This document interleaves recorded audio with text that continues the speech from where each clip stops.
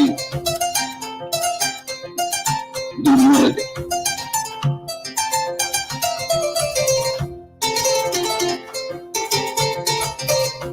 Hello?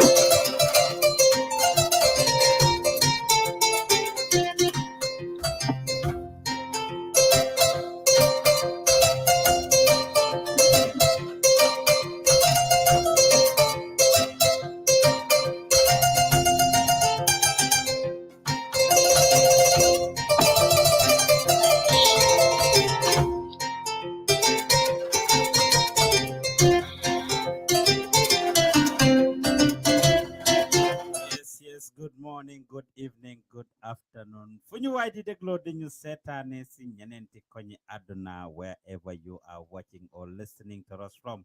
It's your favorite show coming from the Gambian Talents TV.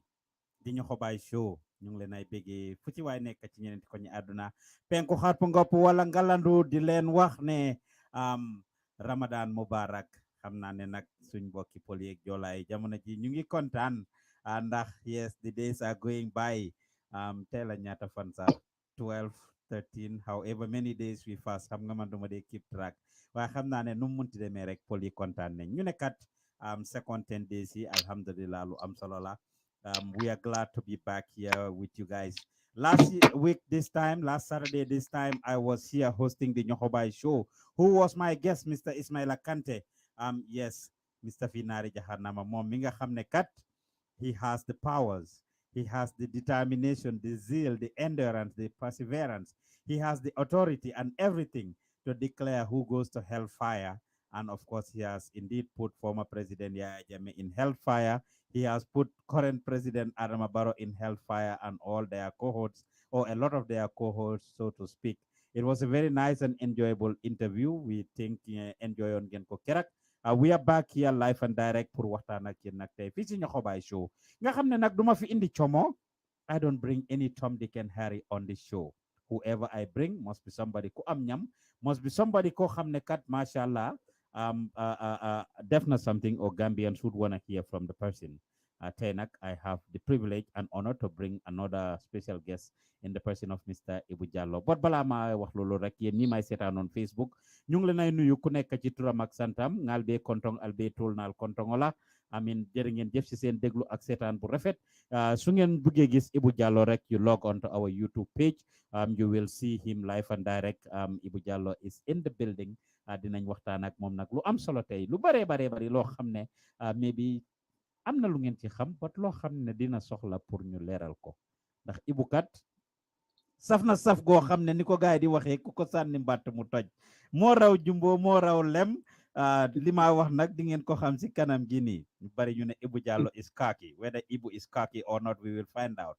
Ñu bari ñu ne Ebou Jallow dafa waroon a nekk lawyer gémmiñ gi dafa ratax comme suppa kanja. I mean, sorry to say, this is what some of you guys are saying. We'll put it as it is. The $3 million that was from Taiwan, did Ebou Jallow take the money? We will find out today.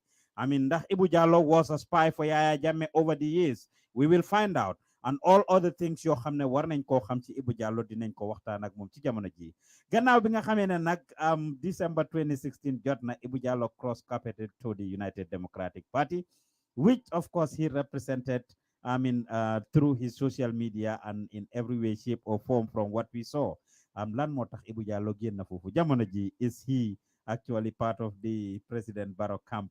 Fan la Ebou Jallow féetee dinañ ko xam. The Nigerian millionaire that he was dealing with, that was trying to sponsor him to stage a coup d'etat against Yaya Jammeh. We will find out. The death of Usman Koro Sise. He will tell us what he knows about it.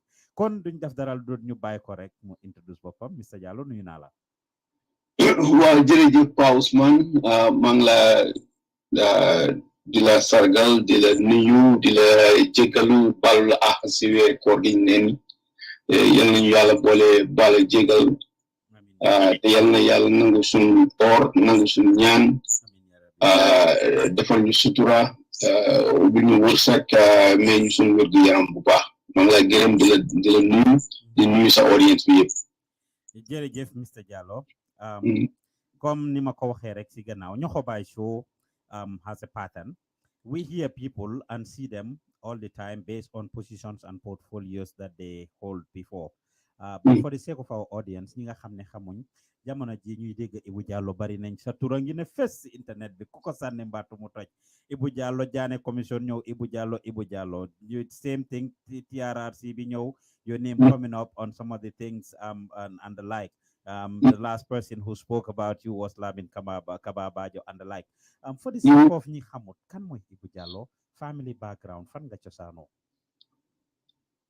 Waaw man maa ngi juddoo Perseverance Street old Perseverance Street diggante junction yi old Perseverance ak fi ñu ooyee Léwalin aw ma ndax ko ñëwee am na ba tey bi Banjul because yàlla xam nga ni man géej naa Banjul lool fala juddoo ma yaroo Primary Street John Street laa demee Lël ak suma kër bàjjen Aja Ami Seck ak kër Ousmane Ndiaye fala demee Lël ma demee Daara Moscow suma magi daara yi ñu bari tey ràññee nañ leen ñoom Alpha Bari foog naa mu ngi woon GPA oo xam nga dina like accountant la Banjul accountant bu mag suma magi daara la woon ak ñoom Ibou John ñoom bologu fala jànge daara Moscow foofu noonu si daara benn sëriñ fu jógee woon Tiwaawoon mooy woon su sëriñ ñu ko daan ooyee xaasi waaye yàlla def nag mu génn àddina den Makumba Jéey benn paa bu ñu ooyee Makumba Jéey si Perseverance waaw nekk suma sëriñ ma dal Mohammedan primary school jógee Mohammedan dem St. Augustine High School then ma dem Gambia High School sixth form then on my final year then ma decide to join army bi Gambia National Army waaw si gàttal daal loolu mooy suma short background in Gambia. Amuloo benn university background or anything or subsequently bi nga tukkee bi ñëw America dinañ ñëw si loolu anyway. Yeah. Well, dem na Georgetown University, Washington, D.C. And currently, maa ngi study graduate studies in Columbia University in New York. Oh, yeah, you study, okay. Yes. So you joined the Gambia National Army. What year was this?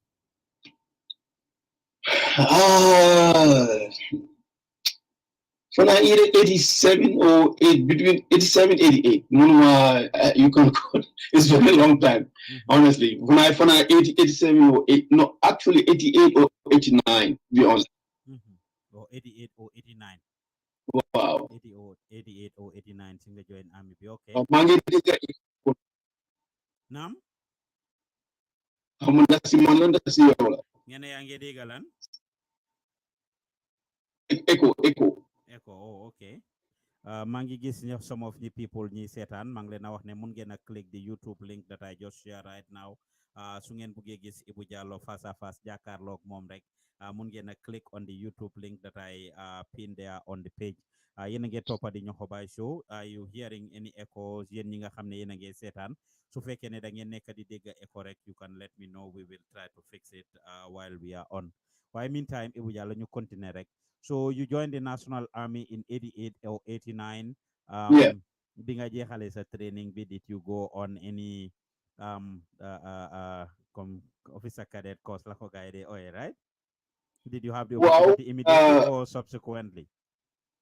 Well, when I joined time with the British Army training team, Sergeant Major Allen, ak ñoom Baboucar Dieng bi nga dégg ñëwoon si TRRC.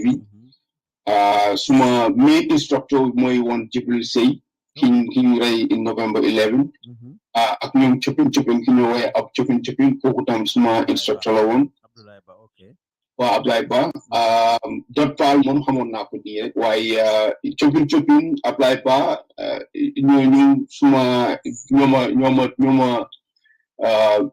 ñooma train suma recruit training in the Gambia National Army. Then after Bima Jahale basic training, then my staff line infantry companies.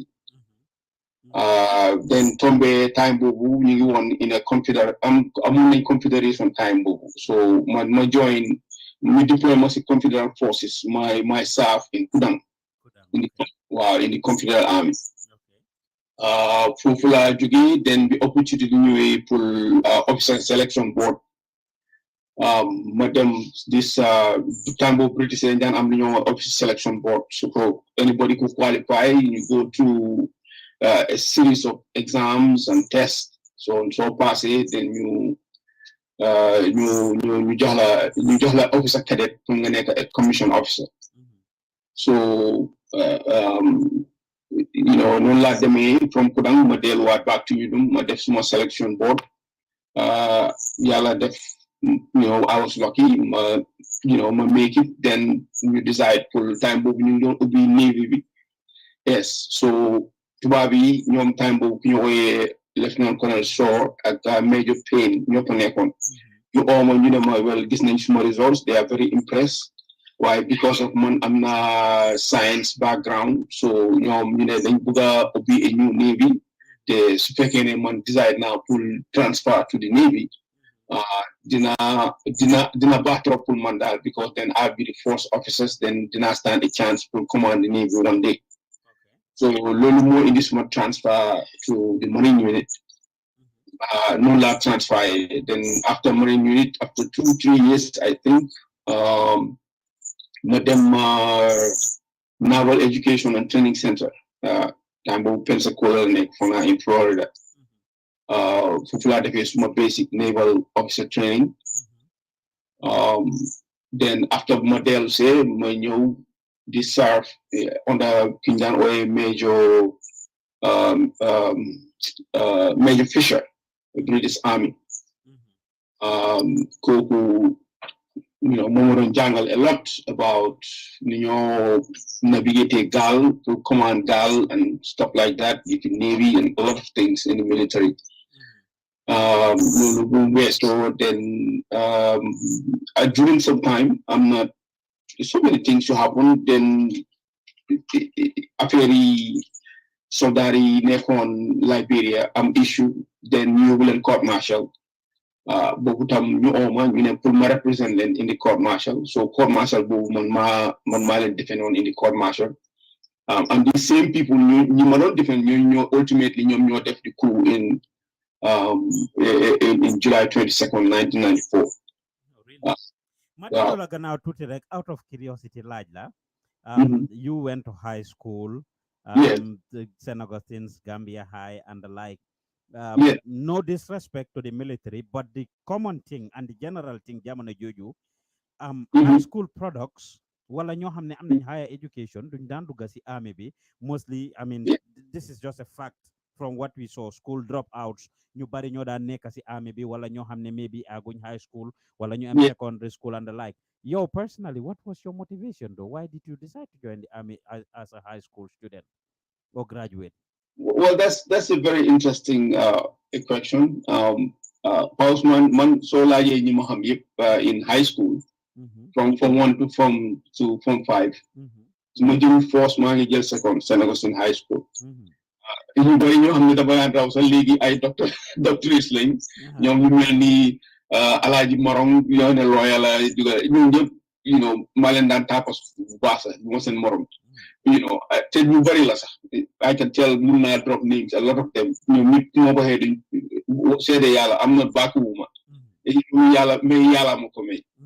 Understand nga waaye yàlla dafa def tam I came from a very poor background. Suma waajur dañ néewoon doole. It was very difficult, but bi may dem high school was sixth form. Suma la ko waxee not to exaggerate, but am na time metti woon na lool si man. Dama toog ay days moom duma am sax lu ma lekk xam nga wala ma am textbook duma war a textbook yi ma war a study duma ko am. So it was very difficult.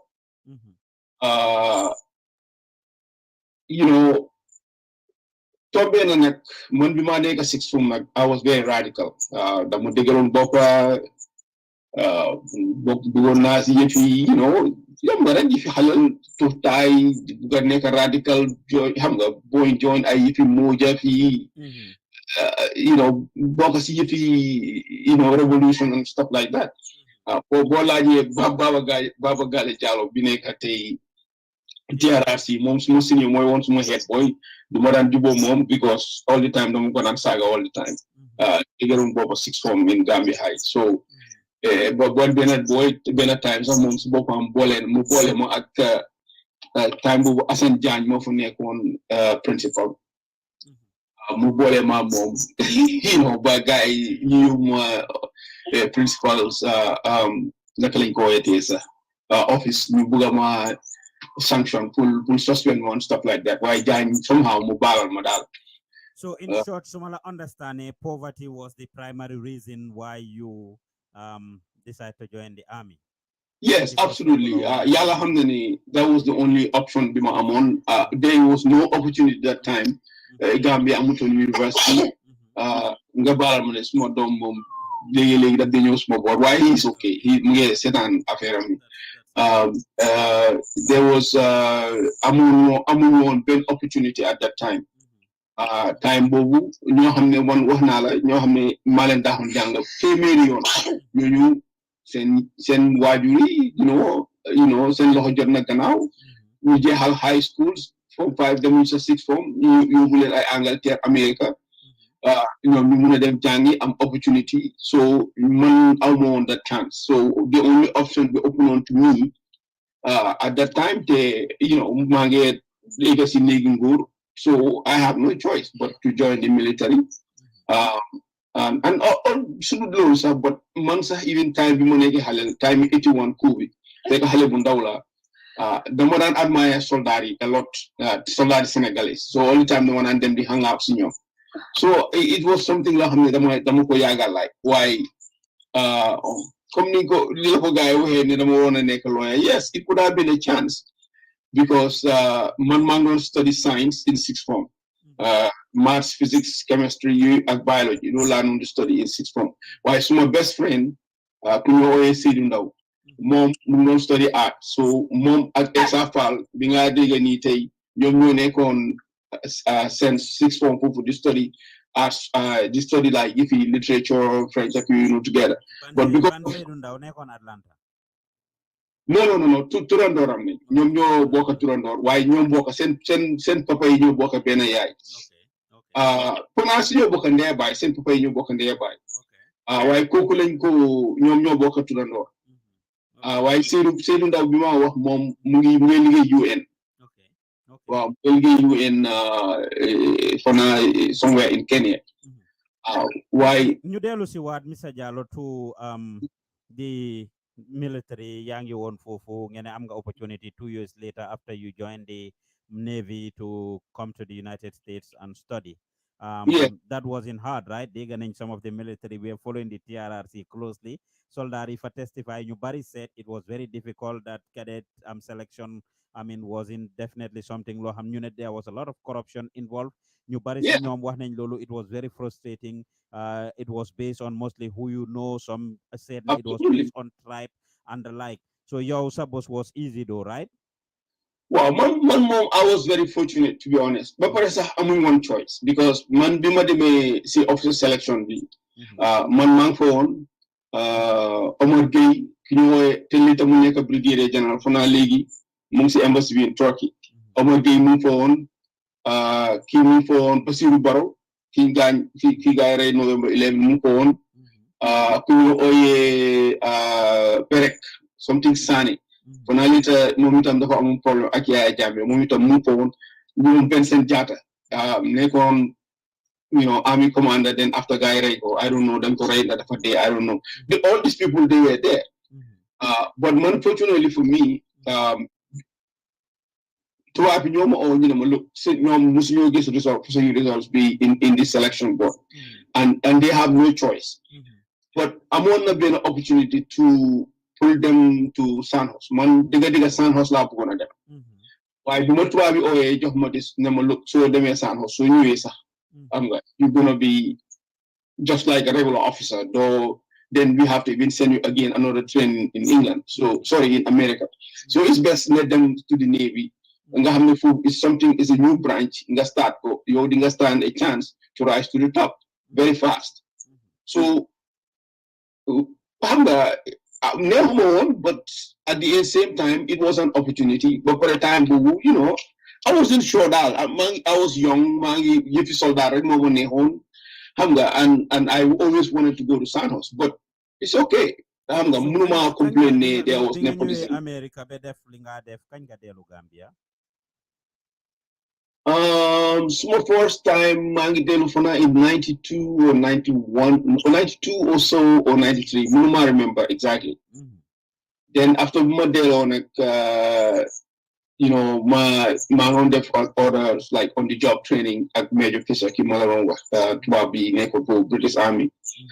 And then but ultimately the Nigerian Sinuwe Maneka second in command in the time we go a three money company. Small boss Antuman Saho, a very good man. The amount more year man they were taking a well, course we knew to go to America again.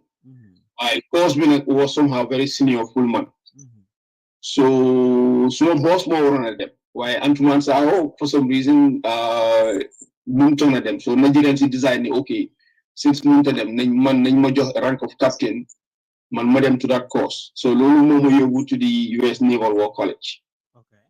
Nuna deme si War College. Si digante bin sila kubi happen 94. Okay. So kubi sa ganaw la hewe.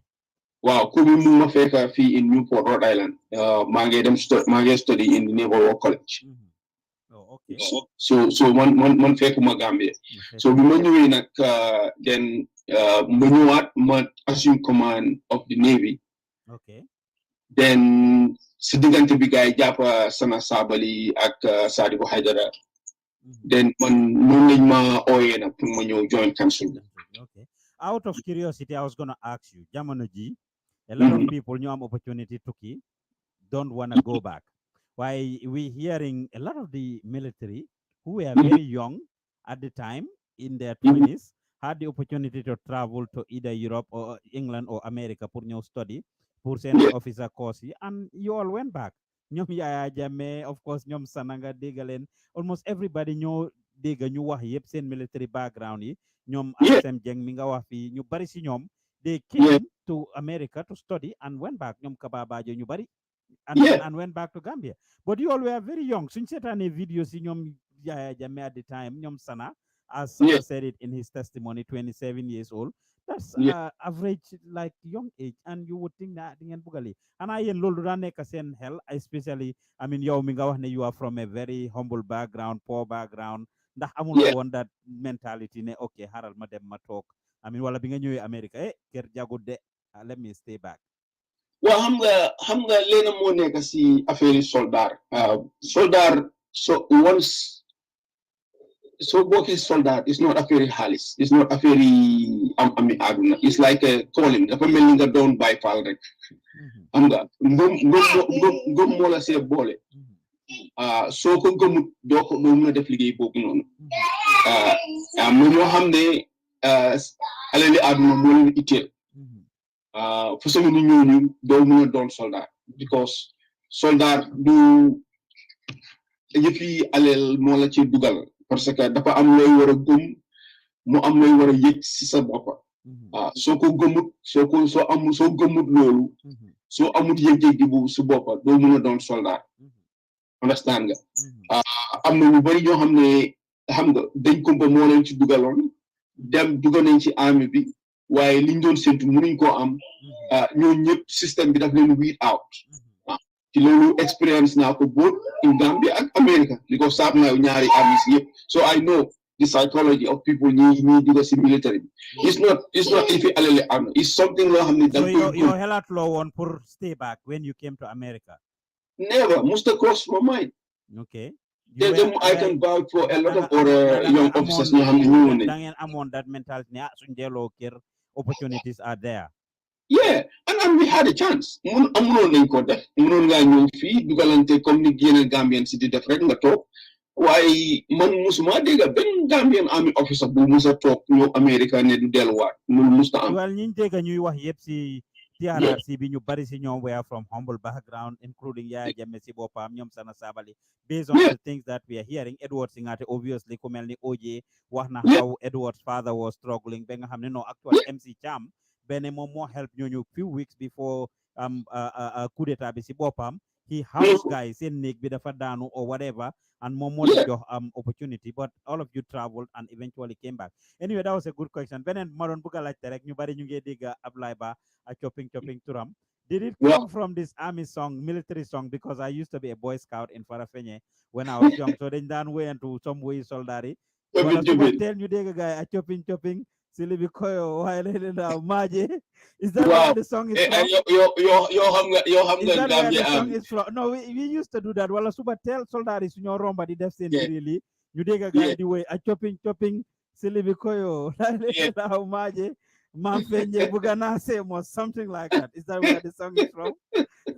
Wow, moom ku bëggoon soo gisee tur bi sax ni ko idée man bi ñoo def recruiting man ak CDS Badji bi nga dégg Ousmane Badji. di nekkoon waaw No ñu ñoo stress. nekkoon together so suñ naan def motivation run suñ dawee daw ba tàng rek su fekkee ne moom normally xam nga dañ daan am drill instructor boo xam ne mooy in charge mooy nekk duty so moom su nekkaan duty suñ ko bëggee police pour suñ ñëwee xam nga suñ dawee ba ñëw mu xam nga mu jox ñu liberty ñu mun a free xam nga duñu police yooyu suñ dawee ba tàng rek suñu eggasi si barak si rek ñu ekkati woy bi coppin su ko defee mu kontaan nag loolu moo indi nickname boobu coppin nit ku baax la woon ndeysaan nit ku is a very good guy kooku amuloon grudge for anybody as far as I remember lu baax rek laa remember si moom soldaar yi dañ mun a yàqu de yeah coppin sili waaw bi koyo soldat foo dem si àdduna dañ mun a yàqu and the use of curse words, the F word, and like soldaar lu mu laa wax suñu laa jox command, like always using arrogance and xam nga loolu li ko and all indi of that. xam nga Ousmane gis nga jël nit doomu aadama nga jox ko fetal nga ne ko ennemi mu ngi nii bal yaa ngi tàkka nga ne ko demal nga xeex kooku soo ko amul condition boo ko condition si mentalité am na boo ko war a defaree jikkoom ak xelam boo ko defaree ni nga ko war a defaree soo ko joxee order pour mu dem du dem so looloo tax nga gis soldat yi ñu mel niñ mel we are very cocky we are very pompous xam dañoo saaga very arrogant soo xamut da ngaa ne kii xamut boppam wala kii la waaye that's the way ñu training man personally am naa si expérience and nekk naa indi marine in America ñoo gën a réew koo gis si àdduna bi ñoom faale wuñ kenn dañ leen because of the type of job biñ leen ñoom marine si mun nga leen président bi Trump like President Trump mun na leen oo yóbbu leen léegi into war waaye army bi you cannot do that you have to go through Congress so nga war a train a soldat pour mu nga war ko condition nga ne ko léegi jooni léegi jégal sa ko laal ak sa jabar nga dem xeex foog nga am noo war a def si boppam bi foog nga am noo ko war a yaree noo ko war a tàggatee ba nga xam ne soo ko joxee order du ko question understand nga looloo tax nga gis soldat yi ñu mel niñ mel di use curse words nga dañoo saaga dañoo wax like tough because dañ bëgg a def culture is a warrior culture xam nga culture jàmbaar la xam ku amul fit doo ci mun a bokk so loolu la rek waaye du saa génn dara soldat yi ñoo gën a foni koo gis they are very nice people yéen a ngi déglu di seetaan Nyohobai show fii ci Gambian Talents TV. Pa Ousmane Diouf is your presenter and Ebou Jallow is my guest today. ñu ngi leen ay bëggee yéen ñuy seetaan on Facebook su ngeen bëggee gis Ebou Jallow you can log onto the link that we have pinned down there on the video su ko defee dina leen yóbbu to our YouTube channel. Also, if this is your first time watching us on YouTube, you can subscribe to our channel. If you are watching us on Facebook as well, don't forget to like our page, Gambian Talents Promotion. Ñu ngi leen ay bëggee ci seen déglu ak seen seetaan bu rafet. This is a non-profit public broadcasting network. Seeni bot la ñuy xoolee, seeni gémmiñ la ñuy waxee, seeni noppa la ñuy dégloo. Kon your financial contribution to this organization or network will be very important. Access to information is very expensive in Gambia. You see all the different projects we are doing. You've seen the different coverages of events we are bringing you from the Gambia. It's very expensive to produce all of this content. Kon ngeen jàppale ñu ndax jàppale ñu mooy jàppale seen boppa ndax su ko defee ñu gindi wante Ebou Jallow lu bari ñu ngi koy dégg ci moom ñu ngi koy wax ci moom ndax am na ndax amul tey dinañ jàkkaarloog moom rek ñu lifin. Fast forward, Ebou Jallow, you came from what you call it? You came from the United States. You took command of the Marine Unit, the Gambia Marine Unit, and subsequently you were made spokesperson. Ne wax nga earlier be mention ñi nga represent ci court martial bi ne ñooñu ñoo mujjee take over dëkk bi. Which is ñoom Yaya Jammeh, Edward Singate ak Sadibou Haidara. Did you have prior connection with these people then before you left?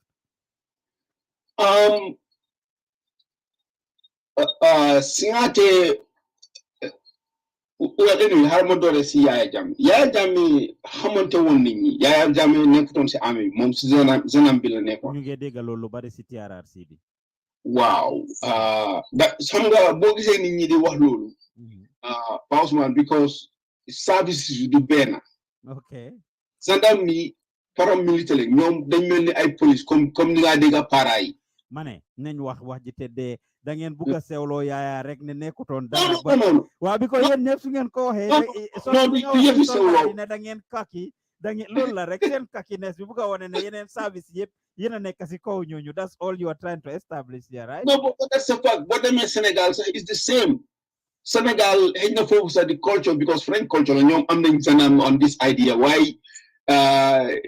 liggéey Zanam in America moom la police di def is the same thing. Police, that's what they do. Exactly, it's the same thing. They walk around with weapons. They have a tactical unit. So they have a SWAT team. This is exactly the same thing as a Zanam job. It's no difference. But the problem is, time bobu, dañ day am inter-service rivalry. Zanam seen bopp dañ daan am problème ak police yi. Duñ daan jubóo Yaya Jammeh dem na attaque police station am na ku ko wax si TRRC bi dem jàppale dóor lañ bañ bugg a dee. I mean, these are the things yoo xam ne mu doon happen between services. Understand nga? It doesn't mean that ñun ñoo better than them. Some roles si duñ benn. The jobs, the roles yi ñuy war a def du benn. Understand nga? Society nag ñun ñëpp duñ mën a def benn pour suñu rôle. ñeneen ñi dañoo am fu ñoo jàpp fii ñii jàpp fii ñii def lii. That's how you let the society grow. Understand nga waaye rôle si du benn it's not ne ñun ñoo leen we are on dañoo pour suñu bopp on a pedestal or anything no. waa léegi continuer ngeen Yaya Jammeh moom Zanam la woon fine. waaw Yaya Zanam la Sadibou Haidara Zanam man ñooñu xaw ma leen yàlla xam na ne man musuma xam Pa Ousman billahi wal kitaab bi musuma xam ne Yaya Jammeh Yaya Abdul Aziz Junkuk Jamus la tudda ba dee ko bi man bi ma toog in America commandant of school bi ku ñoo ooyee Admiral Strasser moomu officer mu ne ma do you know these people ñu overthrow seen country mu ne ko what are you talking about mu ne ma you know about Lieutenant Jammeh mu ne ko we don't have a Lieutenant Yaya Jammeh in our army billahi wal kitab mu ne ma look mu xool ma asif ma dama daf wala something is wrong with me there is a military coup right now in Gambia. Man, how can my Lieutenant Yaya Jammeh musuma ko dega xawma ko. Ma call Sam Sarr la call. Time bo Sam Sarr mo nekkoon the staff officer in the Ministry of Defense. Wow. Ma call Sam ma ne ko Sam man li ma dega mu ne ma dega la de sa boy si ma ne ko ñan mu ne ma sa waji kanilay moy chairman ma ne ko kani hu mu ne ma kanilay ma ne ko you must be kidding. Understand ñun man kanilay laa ko xamee bi mu joinee ñëw si am musuma am ne Yaya Jammeh Yaya Abdul Aziz la tudda understand nga so ñun ma ko woon the only other person ki ma gënoon a xam mooy Yankuba Touré te loolu lu ko indi mooy Yanks daf daan play football he was very famous plus Yankuba ndongo Banjul la plus Yankuba man maa moom serve nañ together in Kudang moom ak Alaaji Kanji bi nga dégg nii tey ki rëy ko ñun ñëpp saaf nañ together ñun ñëpp ñoo nekkoon benn company under Major Omar Faye ki nekk tey Omar Faye ki nekk ambassador Saudi Arabia yes mooy woon suñ commanding officer ñun ak ki ñu wooyee Papu Gomez léegi dégg naa général la xawma colonel la waa Papu so ñun we were a team ñun ñu xamante nañu woon understand nga waaye time boobu Yankuba sax best friend am mooy ku ñu ooyee Jóobu mu ngi nekk custom xam nga dama def parti posturam xam naa sa mbokk la sa Jóob la sant waaw Jóobu lañ ko dee custom léegi dégg naa boss la fa trop Jóobu lañ ko daan ooyee so kooku mooy woon best friend yi Yankuba understand waaye Yankuba xamoon naa ko because you know daan play football ñëpp xamoon nañ Yanks he was famous understand waaye moom we were close because ñu ñëpp nongo Banjul lañ understand nga Edward xamante woon nit ñi nii because ñoo bokkoon St. Augustine High School waaw moom minente woon naa moom nii rek waaye it was not like ñu ma close woon ak other officers understand nga so noonu la fa demee daal kii tam Sabally tam minente woon nañ we knew each other in the line companies back in Yundum you know so xamante nañ nii rek waaye it wasn't like man moom they close man bi ma nekk si militaire bi ki ma gënoon a closal mooy benn soirée non armée mooy magam Suleiman Ben Soirée right yes kooku laa gënoon a closal because ñu ñoo defandoo recruit training ñoo daan tëdda like suñu bunk bed si nii lañ ñoo teglandoo nii I was much closer to him to be honest with you kooku moom bi ma nekk si army mooy woon like kind of like best friend you can say understand so but ñu delluwaat bi nga ñëwee I mean so you didn't know them fine so nga ñëw how did your appointment as your copting into the council how did that came about waaw loolu lu ko indi xam nga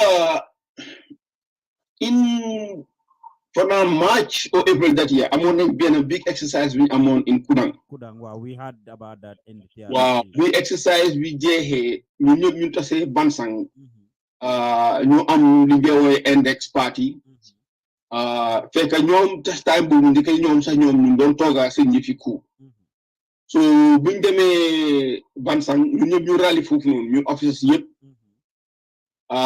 am na benn night club bu ñu ooyee Konko Duma man foofu laa dem ma tase fa ak Ndour Thiam xanaa génn na àdduna moom itam waaw Ndour Thiam nag moom I was very close to him si ami moom itam moom daf ma like daf ma téye comme rakam so waaye man du ma ko daan téye seriously understand nga because daf daan tux torop understand nga so foofu la ma Ndour Thiam ñëwee first time mu ne ma suma raka kaay ma ñëw mu ne ma ñun we are going to change the system mu ne ko Ndour lan nga mën a change mu ne ma this is very serious we are planning to overthrow mu ne ko yow da nga mën a yow soo tuxatee taay rek nga ma woo sa waxi dof yi understand mu ne ma non suma raka this is serious man dinaa la brief ma ne ko okay so mu ne ma this is going to happen ma ne ko waaye man honestly teewuma ko anything serious man foogoon ne kii is just joking because xam naa Ndour dafa bari caaxaan dafa bari kaf it was never serious waaye wax ji was going on understand nga te Ndour bi ma ko waxee daf ma ne ma only junior officers yi rek ñoo ko def I'm one of the only few captains xam naa am na beneen captain bu si bokkoon waaye time bu man xaw ma understand man Ndour Thiam laa foogoon ne mooy woon the leader of the coup man biñ ma waxee sax in America bu ma ñëwee ba suma commandant of the college to wax ma ne ma there was a coup man Ndour Thiam laa doon di expect understand nga waaye later sax yaa ngi dégg si TRRC bi all those revolution yëpp mu ngi ñëw man lu bari sax xaw ma ko woon maa ngi ko soog a xam ne dëkkate Ndour dem noonu na ba last minute mu ëlbate ko waaw Seri Sana Sabally mujjee wax ne waa Ndour Thiam if he was there though mo sax moom moo doon war a nekk njiit bi wala Basiru Baro right but then he opted out according to Sana Sabally Basiru Baro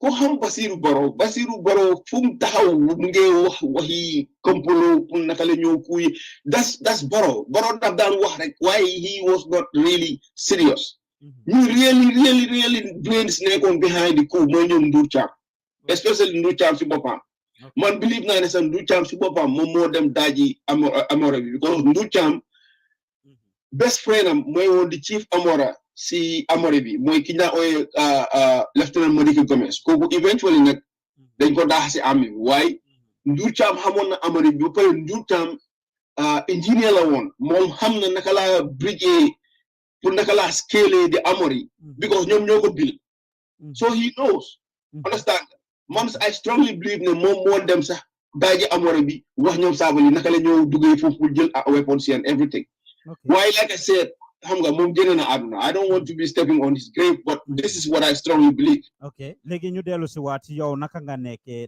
how were you opted into the council. waaw so bi ma jógee Amérique ma ñëw bi ma ñëwee si airport bi ma tase gars yi benn bés foog naa yaay dafa tukki woon so ñu ne ma ñëw si airport bi because yaaya dafa jógee from overseas so dafa dañ bëgg a daal pour ñu ñëw teeru ko something like that daal so ma noonu laa demee si airport bi so ma demee ma tase first time ma tase yaaya Jammeh mu wàcc si plane bi jox ma loxo xam nga ñu nuy wonte mu ne ma waay yow miss nga phone bi and you know like miss nga coup bi and all that stuff and loolu ma ne ko waaye comme que succeed na rek alhamdulillah xam nga tere turu yàlla you know sant yàlla understand so then see those days then Sadibou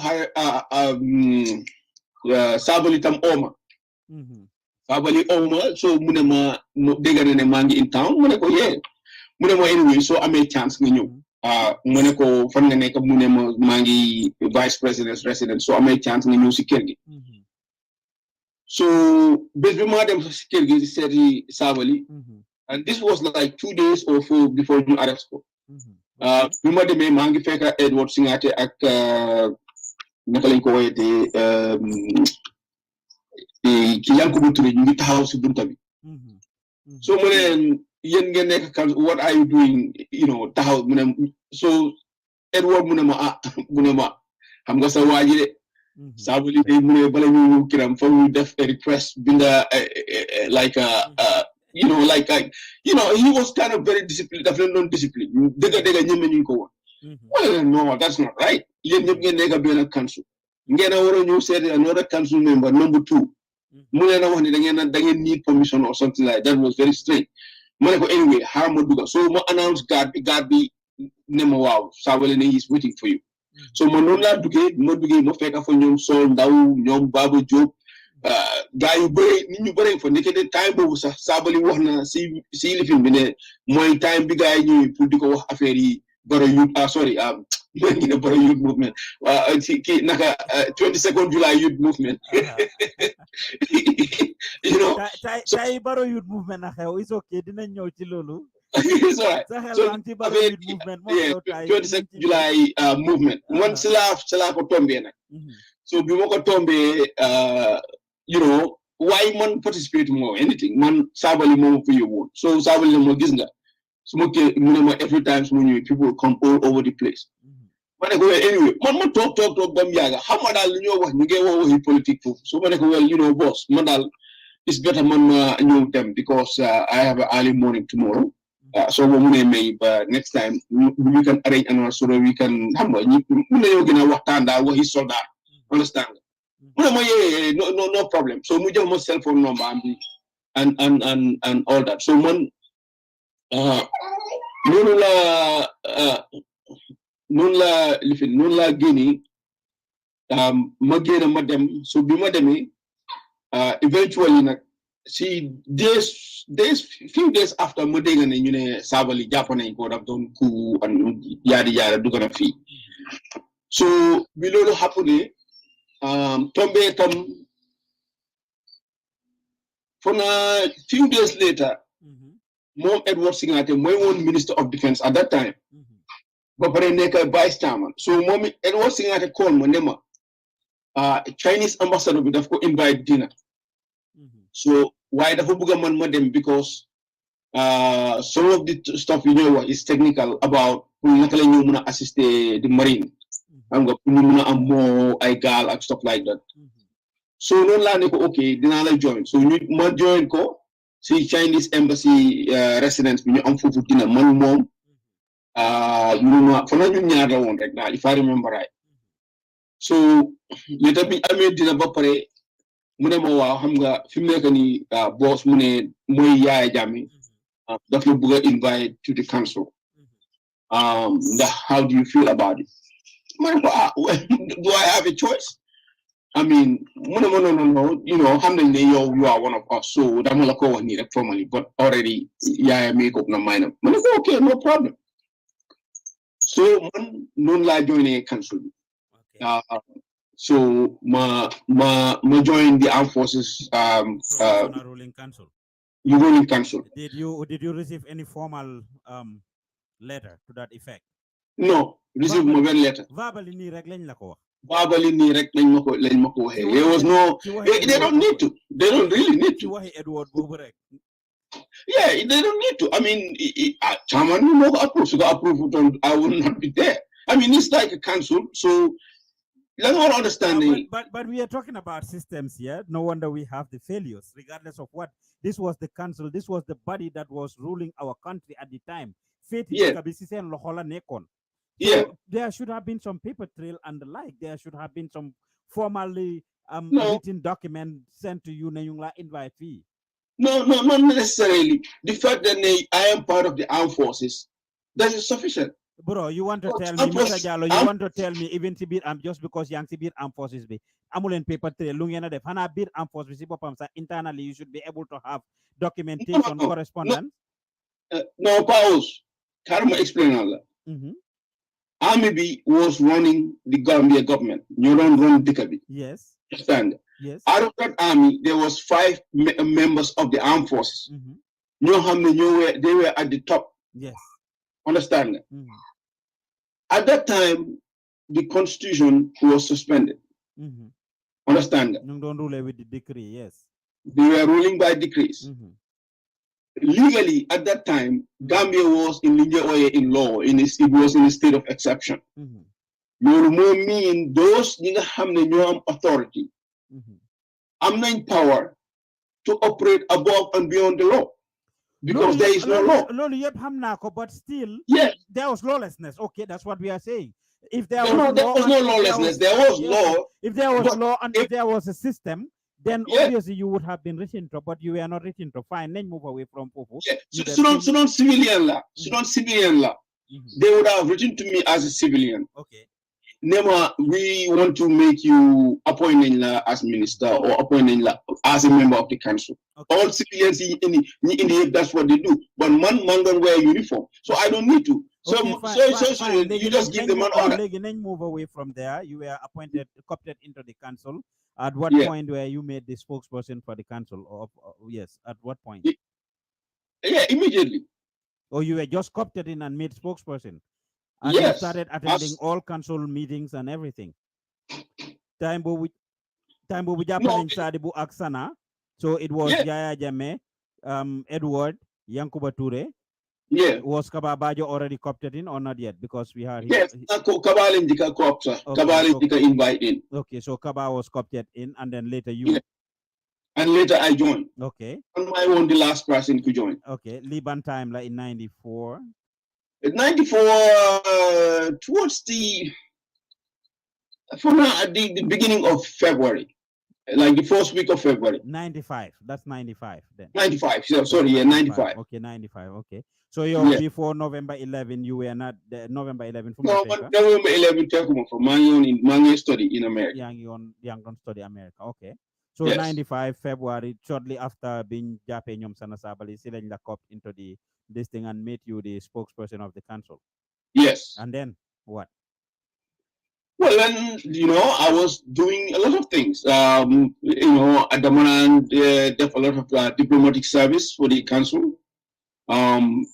They negotiate with so many foreign entities. At the time, the biggest problem of APRC at that time, to regain some kind of acceptance in the international community. So, for the most part, on that task. So I Bajong one time, Bobu, Gambia was a loner.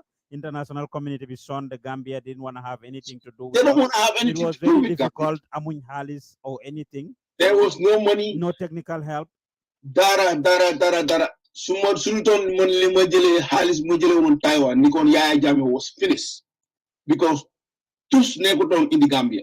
Dara tous nekk foofu. Okay. Absolutely So Hana zero. Amuñ won Minister of Foreign Affairs at the time. They have coopted some civilians into the council and they have some ministries. Who was Minister of Foreign Affairs? Yes. The way the Armed Forces Provisional Ruling Council, you have the Armed Forces Ruling Council at this level. The second level is the cabinet ministers. Okay. We are above the cabinet ministers. Even though you hold the low cabinet position? I don't need to. I hold any cabinet ministerial post I want. Okay. We give them orders. You know what to do. Those people, they were not doing one politician. I civil servants they want. You upgrade them to the level. So they were just like kind of big permanent secretaries, right? But they are not, they had no power. You understand me? So that's how it happened. The council knew 5 soldiers alone, plus 2 civilians. Procise and the Minister of Justice. Understand? So it was 7 people in the Armed Forces Provisional Council. Kurosise Moy the first civilian we invite into the council. Understand? Apart from naturally the Minister of Justice, starting with Fatombai. Because you have other civilians who were acting as ministers, etc. But then you brought in Kurosise for finances, for advice, and brought in justice for legal advice, right? Let me tell you, can I explain?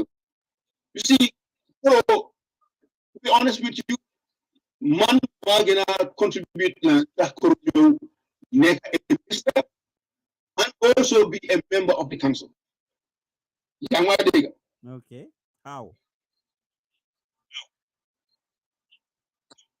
So my first trip in the council, Bima traveled to the EU at that time to Brussels and to World Bank and the State Department.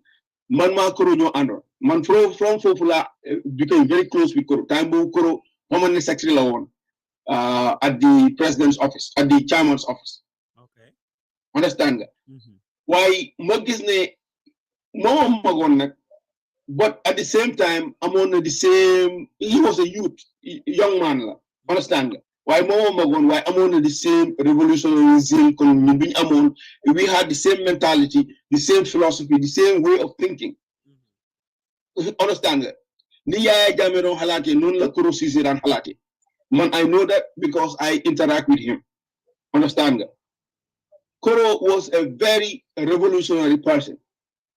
Understand? He supported the APRC 100%. Lolu mota because of his loyalty and his dedication.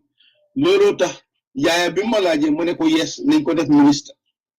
Because not only that, mom Koro dafa feel at that time, guy Jawara, timing Guru Jawara, dañ ko don xex. Fana dañ ko daxon ci ligeyam. Because of that, mom itam mu amone personal grudge ak guy PVP. So all those things if they contribute a factor, they were all contributing factors. You take New Jel Koro, they've got a minister. And not only that, you invite them into the council. And so then you invite them in the council because major decisions you don't decide in cabinet. We decided at the council level. And it was crucial at that time because time Binyo Defko, the Minister of Finance, Gambia Amuton Halis, they had nothing. So the little money being amount, pull money to sustain the government, we needed somebody we can trust. Lolo time you invite Koro to the council. Okay.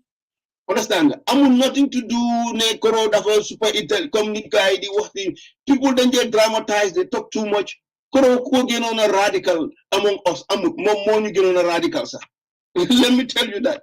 Okay. Understand? And he was a friend and a brother. Understand? So, this set on the Nyohobai show on the Gambian Talents TV. Former Army Captain Ebou Jallow is our guest today, right now. moom la ñoo waxtaanal yéen ñi seetaan on Facebook. You can click on the link that we have pinned there. It will take you to our YouTube channel where you will be able to see Ebou Jallow this minute, this second, and of course, follow the discussion there. If this is your first time following us, don't forget to subscribe to our channel if you are on YouTube, and don't forget to like our Facebook page. If you are listening to us through WhatsApp, ñu ngi leen ay bëggee fu ci waay nekk rawatina suñ fans yeeg followers yi nekk fële ca Gambia, déglukat yi nekk ci Gambia, ñu ngi leen ay bëggee. Don't forget to share this video. It will give you an in-depth insight of who Ebou Jallow is and the things that we are talking about here. ñu ngi leen ay bëggee. It's unfortunate we couldn't read some of your comments earlier. Waaye képp kuy seetaan di déglu rek fu ci waay nekk ñu ngi lay bëggee. If you're watching on Facebook, don't forget to actually donate to us. If you click on the green button next to the comment section, you will see next to the comment section, it will take you to a secured link where you can contribute for us financially with just $5 a month subscription. Mun ngeen ñoo yónneel xaalis to the Gambia through our office to support us. When you send your remittances to the Gambia, 7833524 7833524 is the number to dial.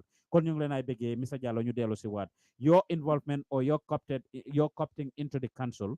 What are some of the projects you work on? We will talk about the 35 million from Taiwan. But what are some projects that you work on when you were into the council that period? Most of the time, council, I was representing all the time chairman on so many issues. You have the permanent presence overseas, man and them overseas and represent him. Kind of like the face of the country. Okay.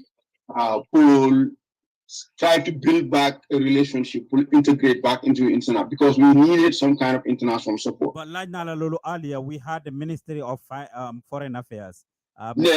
How comes they were not doing that? That was supposed to be their job. Well, that's supposed to be their job, not naturally, if it is necessary. So there are some missions are mission critical. They are too sensitive.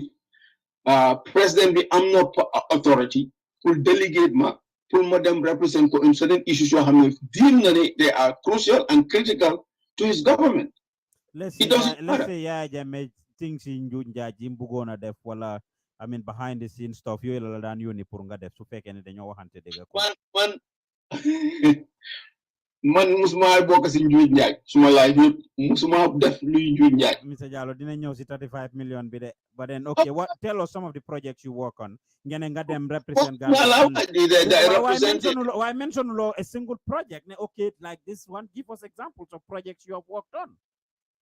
I don't know how Malanga means a project. It's like an ongoing thing. Like them represent them na Nigeria, defal Gambia, liak. Them not to the State Department, them not to the World Bank, them not to IMF, them not to UNDP, them not to EU in Brussels, them not Nigeria during the peace talks to negotiate peace for Liberia. Them not Ghana will try to get help from the Rawlings. Assist people work on the Gambia constitution. It's a lot of things. I mean, Libya, I've been to Libya, them not China. I've been to a lot of places. Okay, fair enough. Fast forward. You know, 35 million being in how did that come about? The 35 million, get them Taiwan. I mean, we've listened to your testimony, obviously, at the TRRC, and you did mention some of those things. But Nakala Taiwan coming into the picture? Well, Taiwan, like I said, through somebody, Aliu Conte, more among connection at the Taiwanese government. Through Aliu Conte, Yaya Yunima, who meet the Taiwanese intelligence officer in a way dueling. You meet in Brussels. We meet, negotiate, we discuss about the possibility to re-establish relations with Taiwan. Relation amna, there is a very good chance. They can give us also loans. Loans of certain amount of money. We'll give you their history of dealing with most African countries, definitely African countries, and even before that, sir, Charles Taylor daf ma daan wax because dama daan wax Charles Taylor all the time at that time daf ma daan di wax ne ma affaire yi Taiwan amoon na fa friends in fact man Taiwan yi seen bopp wax nañ ma ñoo daan finance Charles Taylor a lot so moom daf ma daan establish a link with the Taiwanese waaye su ma ko waxaan yaaya at that time du naan nangu waaye ultimately benn all of a sudden this Conte come mu wax ma affaire Conte then ñun that's where the Taiwan stuff started so bu jox ma authority as a special envoy with plenipotentiary powers to go to Taiwan and re-establish diplomatic relations with the Taiwanese. So moving back with Taiwan in the Gambia. For time, Bobo, we had a relationship with China, so we had to cut that off in order to be good with Taiwan. Well, China, they had the one China policy. Mm-hmm. One China policy for a long time, since in the 70s. Mm-hmm. After the US decided to recognize China again during time of Chairman Mao. So they come with this policy. Whoever recognized Taiwan, then mainland China have break relationship with you. Mm-hmm. Understand that? Mm-hmm. And time there were two Chinas, so-called. Mm-hmm. While Chinese you insist there was only one China policy. Mm-hmm. Because so how many history China, beyond their war for national independence. Mm-hmm. The two leaders, Mao Zedong, I forgot the general, the Taiwanese general. Those are the Nyari generals in your only here. But the Taiwanese general, mom later that would go to the island of Formosa, Taiwan. Mm-hmm. So bring them in for this is the new national government of all of China. Why? Because of the internal power struggle, big mom, the modified to the general be meant. I always forget it.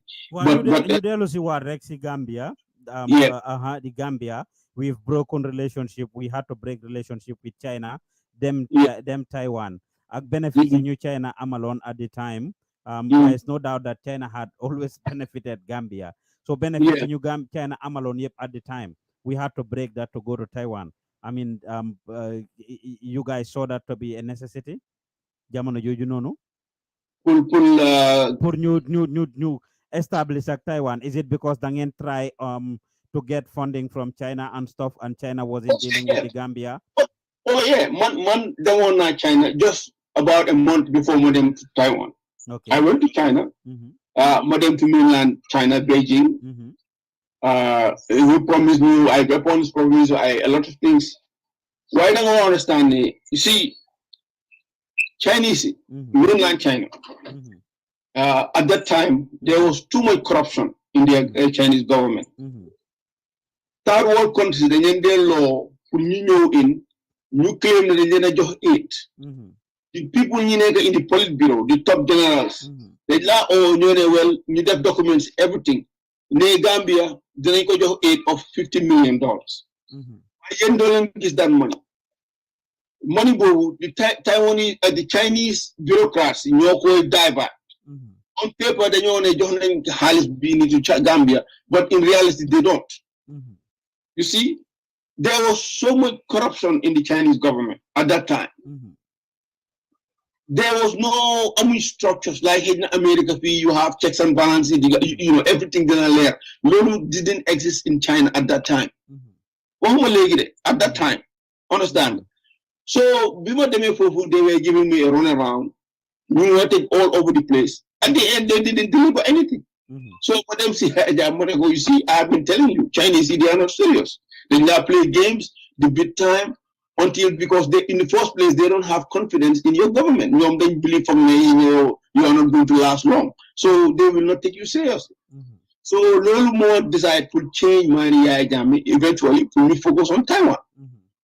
Okay. Taiwan, then you promise us Johnny, they will give us the money. And we needed the money. Because that money to have something to show. Will build his political career. He had to. Okay, It's fine. Them nañ duñ duga see that much about that money and how it was living. Money bobu no the negotiation in Taiwan. Wax nga lolu si sa testimony bi at the Jane Commission. Whoever wants to see everything you said about the negotiation, ñom duling nga mention no and all of that and how it happened. Legi ñew nga Gambia Ebou Jallow ñu ne indi nga okay 35 million. yeah. jox la $5 million cash. Bobu Yeah. am na si interest. Cash. You can imagine nga dugal lolu si plane Ebou Jallow tie cash $5 million dugal lolu si plane ñew. I mean fan nga jaaree ak ndax amuñ ci ben problème ne di nga tie $5 million cash si plane dugal si dekki tuba bi te waxuñ la dara. Tell us about that. Lolu Ebou Jallow rek ko mun. Wow, Paul nga way lolu dinañ ko wax ñu anyway. How did that happen? Xam nga suma won nit ñi dama am ay jine dama wax ay jine ñu fa ne. Sa former boss yaay jame yàgg na claim lolu yàgg na ñoo dégg lolu. Léegi xam nañ ne jine yeeg rab yooyu dara amu ci rawani ay waxi kese la. Waaye wax ñu rek how did you do that though? $5 million nga tiye ko dugal ko ci ay briefcases brought it to the Gambia. Waaw lolu liko indi yaaya jamme moko sabab. Okay.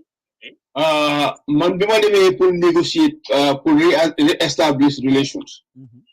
One of the things they signed in the memorandum of understanding la negotiate. Man negotiate ma halis de. A memorandum of understanding. Mom la negotiate and in the memorandum of understanding one of the things moy the Taiwanese government did facilitate a loan of $35 million to the Gambia government. Understand it? Mama sign, Minister Cheng Fu, Foreign Minister Musain. Wa xaliss bobu mo lembe rew mi de ngene yow $35 million yow memorandum of understanding nga negotiate. But the memorandum $35 million be more on the most important thing, right? What else were in the memorandum? Can you share that with us? Oh, there was a lot of scholarships for Gambian students. I mean, there's a lot of things. Gambians who bring them in Taiwan with them for school. A lot of people. There is a lot of Gambians with them for. One those are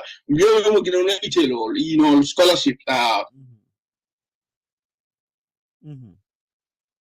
Yéen a ngi déglu di seetaan Nyohobai show fii ci Gambian Talents TV Ebou Jallow mooy suñ guest.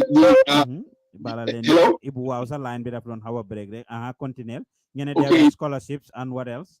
Waaw mu ne even si negotiation bi dekkali waatoon na di Jahali Pacha rice project because xam nga ne Jahali Pacha rice project ñoom ñoo ko startoon before ñu break xam nga ne Taiwan njëkkoon na ñoo am relationship ak Gambia before you know that. Wow, ñoo start on project boobu then bi gaay bi ñu recognize mainland China si la project boobu stop so man ma ne leen ñoom they give me all the details way back in the 70s ma ne leen it will be helpful ngeen ñëwaat ngeen help out with this project and not only that waxoon ñoom tam yëfi health on the health sector no decide to pay for the Cuban doctors in Gambia. Okay. No talk on the negotiation. Okay. Because the moment you recognize them, the Chinese, they don't cover a lot in the health sector in Gambia, especially in Bansang. The moment Sunyan recognize it, they will pull their people. They do not fill that void. So we have to afford. Send own doctors new send because send own doctors they are very expensive. They are trained in America. You have to feel how medical, how expensive it is. So you do send why so negotiate money in Cuba.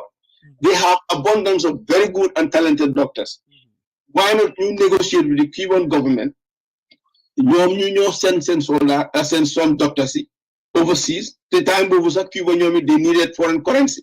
Okay, Ebou kon yow yaa ñu rey di ndax ñu ne Cuban doctors yi ñu bari xamuñ lu bari dégguñ anglais dégguñ olof dégguñ làkka bi suñ ñëwee ñu ne a lot of people died through the hands of these Cuban doctors because they misdiagnosed our people kon ke yow yaa reylu suñ nit ñi di Ebou no man reyu mo is unfortunate man because yow yaa recommend loolu yaa ko négocier recommend ko pour Cuban si ñëw Gambia kiban si suñ la waree diagnose malaria nga wax leen lii leen dégguñ angale ki leen a interpréter su leen is not me. suñ leen You joxee cannot put symptômes that yi blame on me. suñ leen ngeen yow yaa ko recommend kon yow la di Yeah, because look, doctor Buneka Nanga signed an oath.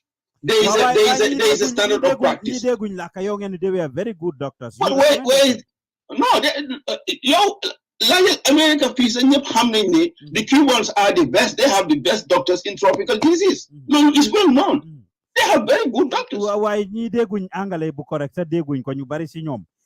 I'm saying this the real talk. A lot of people have this argument that the Cuban doctors came and I mean you bari sinyom deguñ angale. I mean children interpreter they misdiagnose people and did all kinds of things. And as a result, you bari nyake si sen life or sen health conditions deteriorated at the end of the day. But anyway, besides that, mention a few things that were in the memorandum. Fair enough. Well, Pausman, it's very unfortunate, honestly. That was the intention in the doctors you have misdiagnosed Gambians. I don't think so. But if it happen, look, even small make decision, you have a medical board. You know, there is a medical board in Gambia, and they are supposed to check the standards of people need practice in that country. But you remember you just told us that even ministers you were a medical board, but even ministers were under you guys, and you don't work guy what to do. So how would you think a medical board be there to do anything? What could you have done? We were telling everybody what to do. Why so I make case let them court. You do what judge what to do. The judges will decide based on their profession and what the facts they have for them. So it's the same thing. You do call Dr. B, equivalent Dr. Neko, Fajal Pausman, Bulko Penguli, Bulko Penguli. I don't do that. Okay. No. So fair enough. You've told us some of the projects that were in the memorandum, some of the points that were in the memorandum of understanding, but the $35 million was key. So you came back to Gambia with this 35 million. No. Gambia 35 million. You came with 5 million. 5 million. That was Sichobari Yaya Jami. Lulu Moko Sabak, come to Moloco. More money if they want to show good faith. Then you just 5 million will demonstrate they will fulfill their end of the bargain.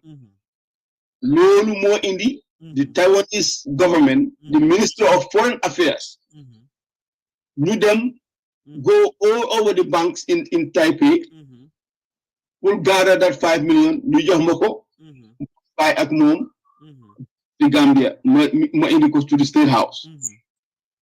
Understand that? The $35 million loan, man negotiate me. 2-3 weeks later, in August, the Minister of Finance, Bala Jahompa, man for one, Aliu Conte move for one, we fly to Taipei, more negotiate $35 million with the Import-Export Bank of China. Why Exim Bank? Why your wanga fina yo you 35 million be hanadu 5 million be sila boka. That 5 million be was just a start. Yes, 5 million be sila boka. What are you saying? You did not negotiate it when it was on the document that you have, and you came back with 5 Man, $5 million are in Gambia. Wow, but then it was a package of 35, and you brought in 5. They go correct. $5 million lie in Gambia. Understand that? Based on the request of the chairman, the head of state at that time, Yaya Jammeh. But the $35 million loan, it came later. But it was already in the agreement you signed, Mr. Jallow. No, man signed an agreement. Man, a memorandum of understanding last signed. That's different from an agreement. Well, memorandum of understanding, the 35 million was there. The MOU, the 35 million was in there. Was it? That's what I'm saying. Memorandum of understanding don't affect a payment. The only thing that affect the payment was the agreement. Understand? Agreement be Ministry of Finance under the leadership of Bala Jahompa. No negotiate. No go through the technicalities. No sign. Man sign. Okay. Understand? Mon Bala Jahompa more sign that loan. Now, being signing that loan, the Taiwanese the Import-Export Bank, new transfer $30 million to the account of the Gambia in New York. Understand? Then being transfer 30 millions, you send your telex to the central bank name. Name confirm name $35 million loan be 35 million has already been transferred to the Gambian government.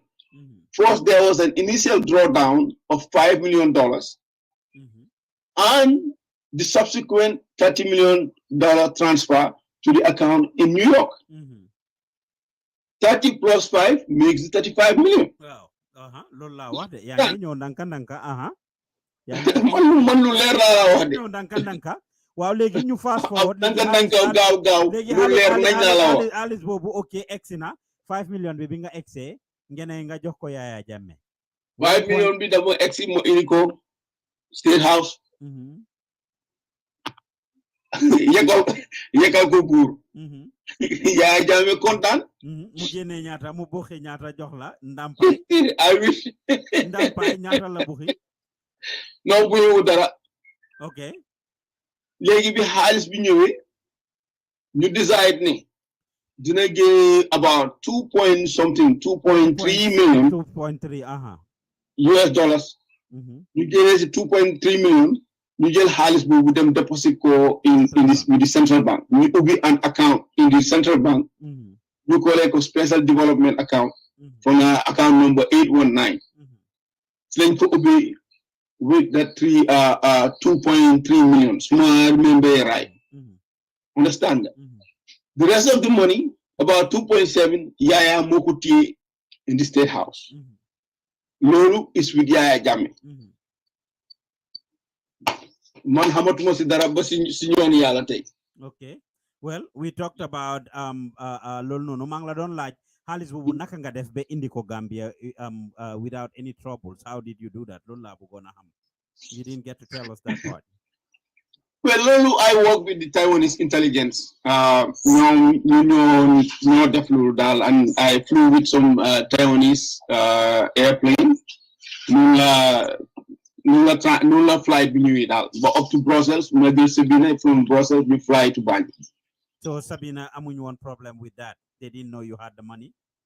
They know, but I'm not more demé rek. They know. Mr. Jallow, yang yaga def njuuj njaaj de kon. Hello, les njuuj njaaj.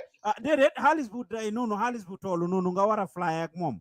Obviously jamono ji can you fly with $5 million right now? Anywhere in the US, waxuma la li yow yaangi dëkk America. Can you fly with $5 million anywhere in the US just like that? Ñange fly lu upp 5 million. Mr. Jallow, this current minute when there are bank transfers and everything. Waxal ne yow xamulo ci dara. Cash money. You don't know. Cash money. Mr. Jallow, I mean, lolu dang ko wax kena ko li cash money $5 million. Nga fly. No, my brother. Waxal ne yow xamulo, but there are ways and means. Yo nanga nga foye non la drug duggé ci dëkk bi. How do you think drug comes inside the country? Well, bañuma lolu yépp what $5 million cash. So fu drug mëna jaar fa lo ne xaliss mëna fa jaar. $5 million cash that could Wa dama la laaj fu mëna jëlé drug dugal ko ci dëkk bi. Fu lo ne xaliss mëna dugg ci dëkk bi. Air la ñoo wax nak fi we are talking about air here by air nga wara travel with $5 million. Kon nga ne drug bi dugg ci dëkk bi aduna bi fa nga fa ne fofu lay jaar. Well, lolu yépp wédiwuma ko but $5 million cash ak dollar bi. Mom la explain nak. Okay, yo plane bi yo xana du plane bi ni taxo mom. Okay, yo agree nga ne kon dafa illegal. Amna njuuj njaaju see bokk kon because drug boobu dafa illegal.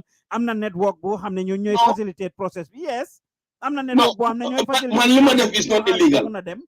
No, man li ma def man is not illegal. Mr. Jallow, $5 million cash nga wara travel ak lolu dafa illegal country to country ñu ngi amé account dëkk bi mënon nañ ko jël ñu dugal ko mënon nañ ko jël ñu dugal ko ci Gambia morali soko sété xel bu ko nangu wax ma ban law la break pour nga a government decide pour transfer $5 million cash from point A to point B ban law mo wone dafa illegal ngeen naroon yow sa boppa sa jëmmi boppa waron nga xam comme li nga wax ci gannaaw rek ne okay yow kenn mun lo make some decisions when Yaya Jammeh said certain things Wow. If there was nothing iffy about it, so can amulo anything to do with it, you should be able to advise for Khalis Bobu, why should you bring back $5 million if everything was well?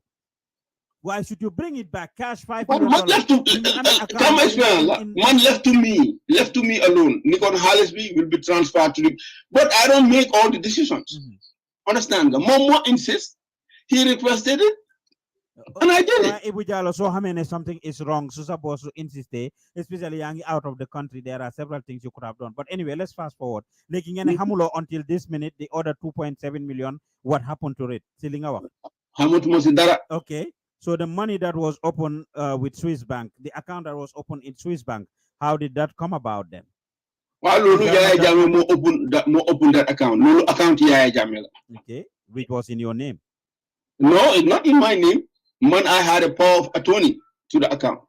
So the account was not in your name. There was just a power of attorney. The account was Yaya Jame Mobi account, a private number account in Switzerland. Man Mujah must a power of attorney. Just for his own security and his own safety, maybe. I wasn't managing it. I'm not the bank account. I'm not a bank manager. Okay. I'm not an account manager. Can you always Philip Bidawi more than manage that account, not me. So Philip Monyo Gambia, sister testimony, Philip Monyo Gambia process everything. Exactly. The initial part of the money, Philip Mokoyobu, but you ended up taking 1.7 million that you deposited into that account subsequently. Munuma remember that right now. Honestly, Munuma exact figure. Yeah, but yeah, I just know Halis for my deposit for food. Yes, I did. But would I danga fly like physical cash $1 million nga yobu ko Switzerland? No, I just got it from somebody in Switzerland. So Swiss nga jele Halis bobu. It was in Nedanga Lee. No, I got from Switzerland. My deposit for food. Nga deposit ko si account. Okay. Yes. So this account continued to be operated.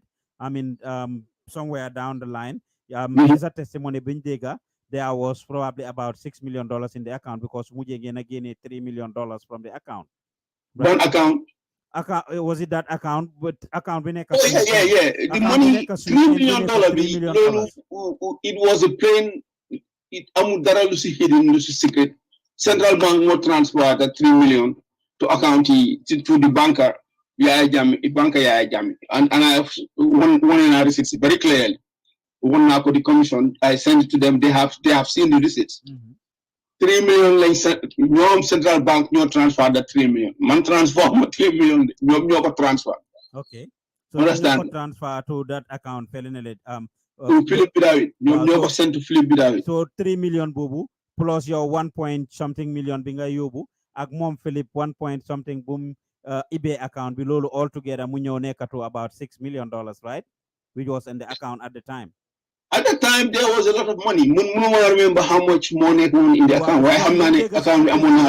Money. Testimony be it was about $6 million because 3 million bin muje gene 3 million binga muje gene yo nyom Aliu Conte bingen in the Wat Gambia. There was almost 3 million extra that was in the account, so which means close to 6 million account be during that time.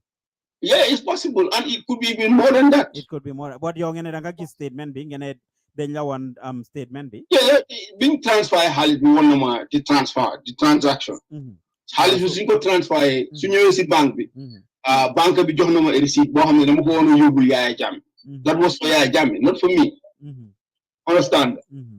So money was there, but how much more nekk ci account bobu suma la ko waxe dama fen I don't know. Well, wax like I watch your suba si rek la joge wajaat sa testimony be just to refresh myself, and that's exactly what you said. 3 million was withdrawn, and by the way Suleiman Ben Suarez sa xarit mu nge setan ngene yena bokon mu ne good interview just to relay that message to you.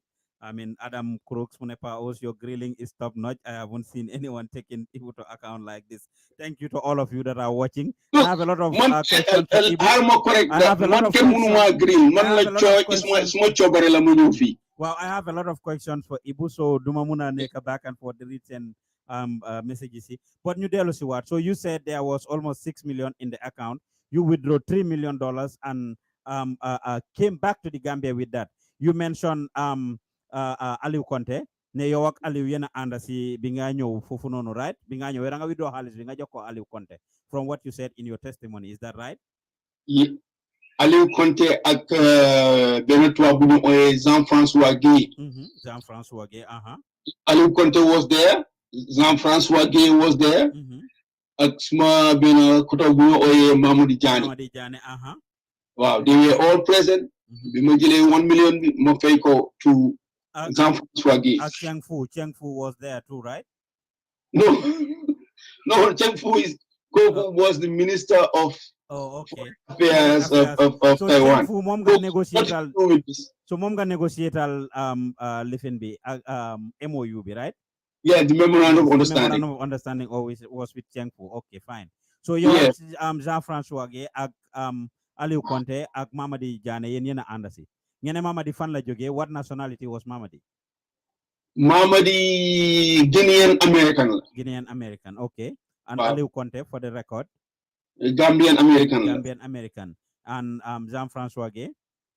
French national. French national.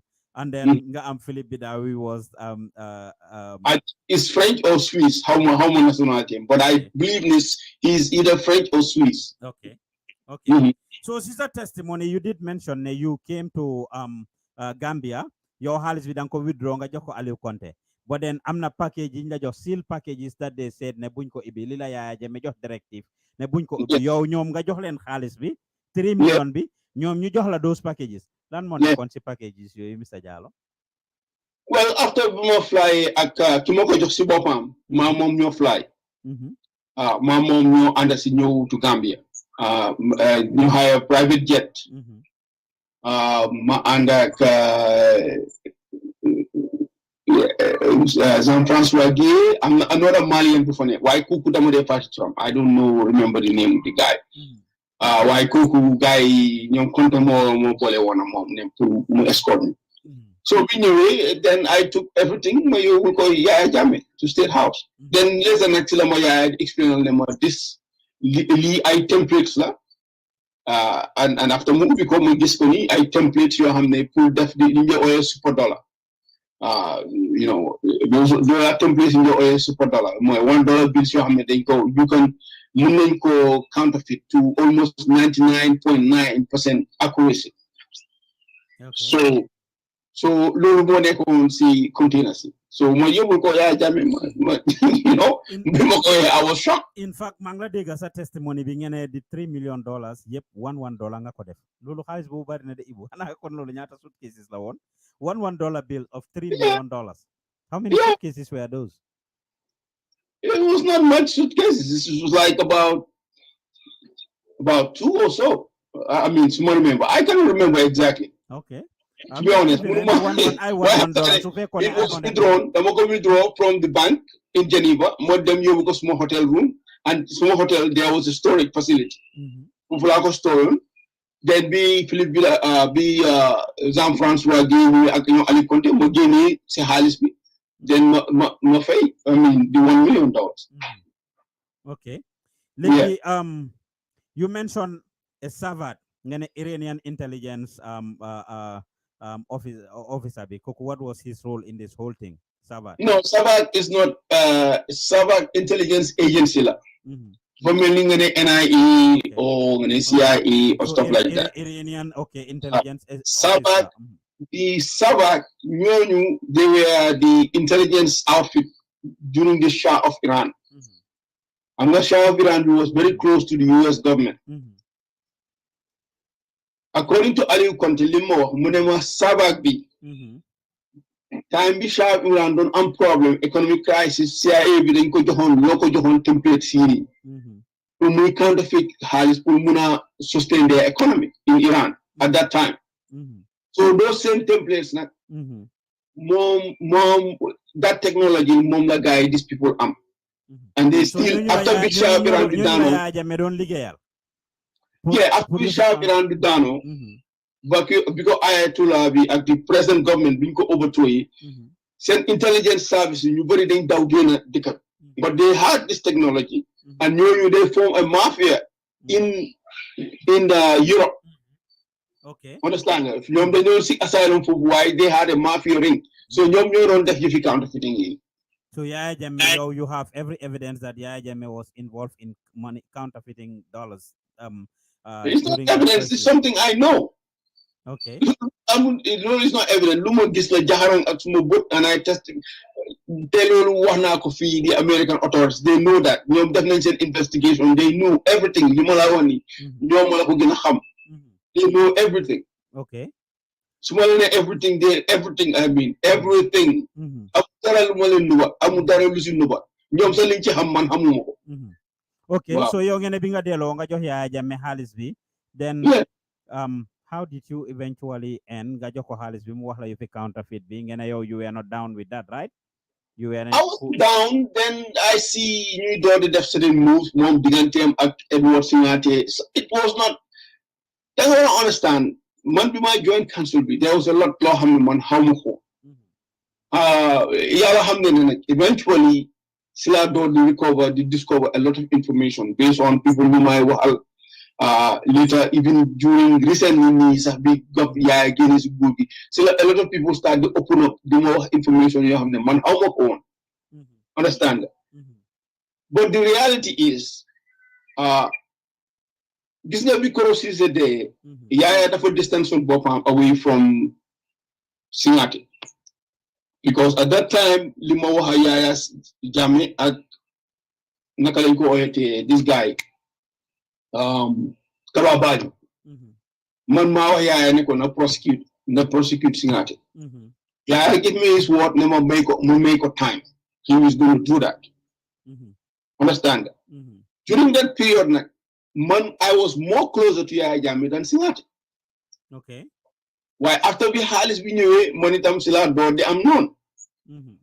Singate was Yaya mu ngi ut a way pour eliminate ko. Why from what I can tell, he was confused. He was conflicted for some reason. That time, Mom Yaya Jammeh. Yaya Jammeh, okay. For some reason, the for reluctant on why Legi Hamna the reason why he was that way. But at that time, I have no idea. Man, I was very frustrated. What do you think is the reason now? You said now you know. What do you think is the reason? There was the reason because Yaya Jammeh Edward Singate Mogo for tech. And Yaya felt bad. Because November 11. Huh? Lomin Edward Singate Moko Fatek. November 11 been happening. Lolu mo consolidate the power of Yaya Jammeh. The yep Edward Singate Moko start in November 11. Sabali wax nonsense he just wanted to brag. Why Sabali si bopam mom mo don di stop Singate pour mu stop rey. Singate ne ko man duma stop te Yaya Jammeh joxuma order. So Sabali he was just talking bullshit. A lot of nonsense to the commission. Man, I'm not happy with that TRRC. A lot of can you do you rail love of pen. What do you have to substantiate it? You were not there, Ebou Jallow. You were not there. I was there. there. Why man when you confess to me, didn't happen. So yes, I'm not from a okay, so Edward Singate told you, didn't know Silolo anyway. Edward Singate Yanemolawa. Madelo Suwar still before you do Gasilolo, see a very halis bini. At some point in your testimony, mentioned that the $100,000 that Yaya Jammeh gave you. They mentioned Kababajo. Kaba denied that. At what stage did Yaya give you 100,000? Oh, no, it was way before. That was way even before Koroneka, even a minister. It was a long time. When Bernard Elijah came from Libya, from a mission, Mukorma, subsequently the next day, Mukorma up the I have come. Mujoma Halis in a big, I think it was a big envelope, so I remember right. Then when you biggest Halis, Monaco, what is this about? Monaco, well, it's for you. Monaco, for what? Monaco is just for you. Monaco, what about the other council members? Monaco, they've been all taken care of. No more alone. Why man, this must more good. Mujel Halis Joko Kababayo. Okay. Kababayo not so muna deny. I don't know. Like I said, Mogisumako. Okay. Man hamna suma bopp ne man jox na ma xaalis. Okay. Waaw wéra moom admin ko loolu des na si digganteem ak yàlla man I don't know. Waaye man Yaya loolu la ma wax ne ma jox na leen. So the formation of the July 22nd, Gaddafi have a role to play in that, right? No, mean, what do you mean? July 22nd youth movement be and the transition and all of that. From Nasuma testimony with Smola Deglo, you said Gaddafi was supposed to help the Gambia or government or Yaya Jammeh to actually put new transition until you said that he gave a lot of cash to Baba Job at the time on Oh, yeah, that occasion. yeah, Gaddafi was the very reluctant because Bim Degere, they want the transition. Gaddafi was very reluctant money. As long as you know hand over, no, it's not something that's going to last. So what is the point? We invest in people you know they are going to go anyway. So yeah, that was critical.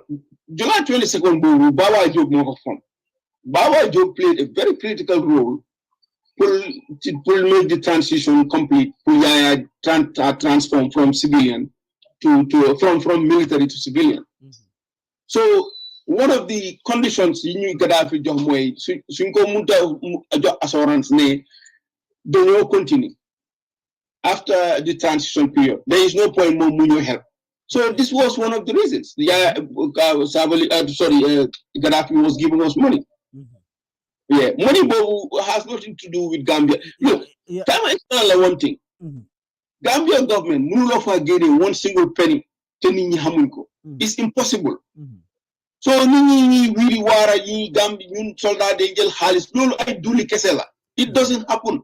Yaya daf daan am xaalis waaye xaalis bi mu daan amee du ko daan jëlee si keesi buur or keesi Gambia government. No. Well, the 5 million is an apparent example. So fekkee ne xaalis yi ñëw pour $5 million boobu kenn si ñun lekkut kenn laalu si dara. As far as I know, man, in some of the comments, and I actually heard you said that in your testimony or interview. You said the 100,000 was part of the money from Taiwan, and now you are changing.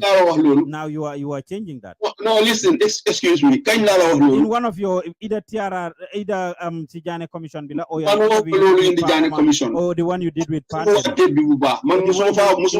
With Panderi. An interview you did with Panderi. So what hold on? I'm explain like dafa am ñu dem jël edit smoke. Look, how many interview la am ak Panderi affaire xaalis 35 million. People dañ dem ñu jël edit suma wax jokkalante ko ba pare dem di ko passante on social media. Xana man dama daf ndax la na ma jot pour 35 million boobu amul kenn ku ko sédoo indi ko loolu ku la ko wax dafa fen amut. Okay. ñoom ñoo jël loolu fabriqué ko dem jox ko council bi indi TRRC mu dem di wax duul yu rëy yooyu moo tax I would have loved for the ñoom ñu ooma indi TRRC ma leeralal loolu waxi dof la. Lu tax nga war a xaar ñu oola dinañ egsi foofu anyway. Why would you wait for you to be called? I mean, you can voluntarily go and be a witness. Why déglu ma just listen to me. ñu ñëw si TRRC yëpp dañ leen oo amul kenn ku dem volontaire foofu lu tax man maa war a dem volontaire.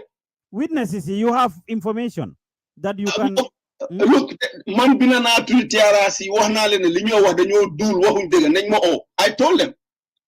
Have you li nga wax nii la gaay wax ma ne leen dañoo wax loolu fen la c'est-à-dire fi ma ooyee li ma la wax nii loolu laa leen a wax. Okay. Waa léegi ñu continuer. Legi yow nekk nga foofu noonu jëlee nga xaalis bi ngeen start na di fall apart with you and Yaya and subsequently you have to leave. Yow bi nga leave Swiss nga jógee nga ñëw America, right?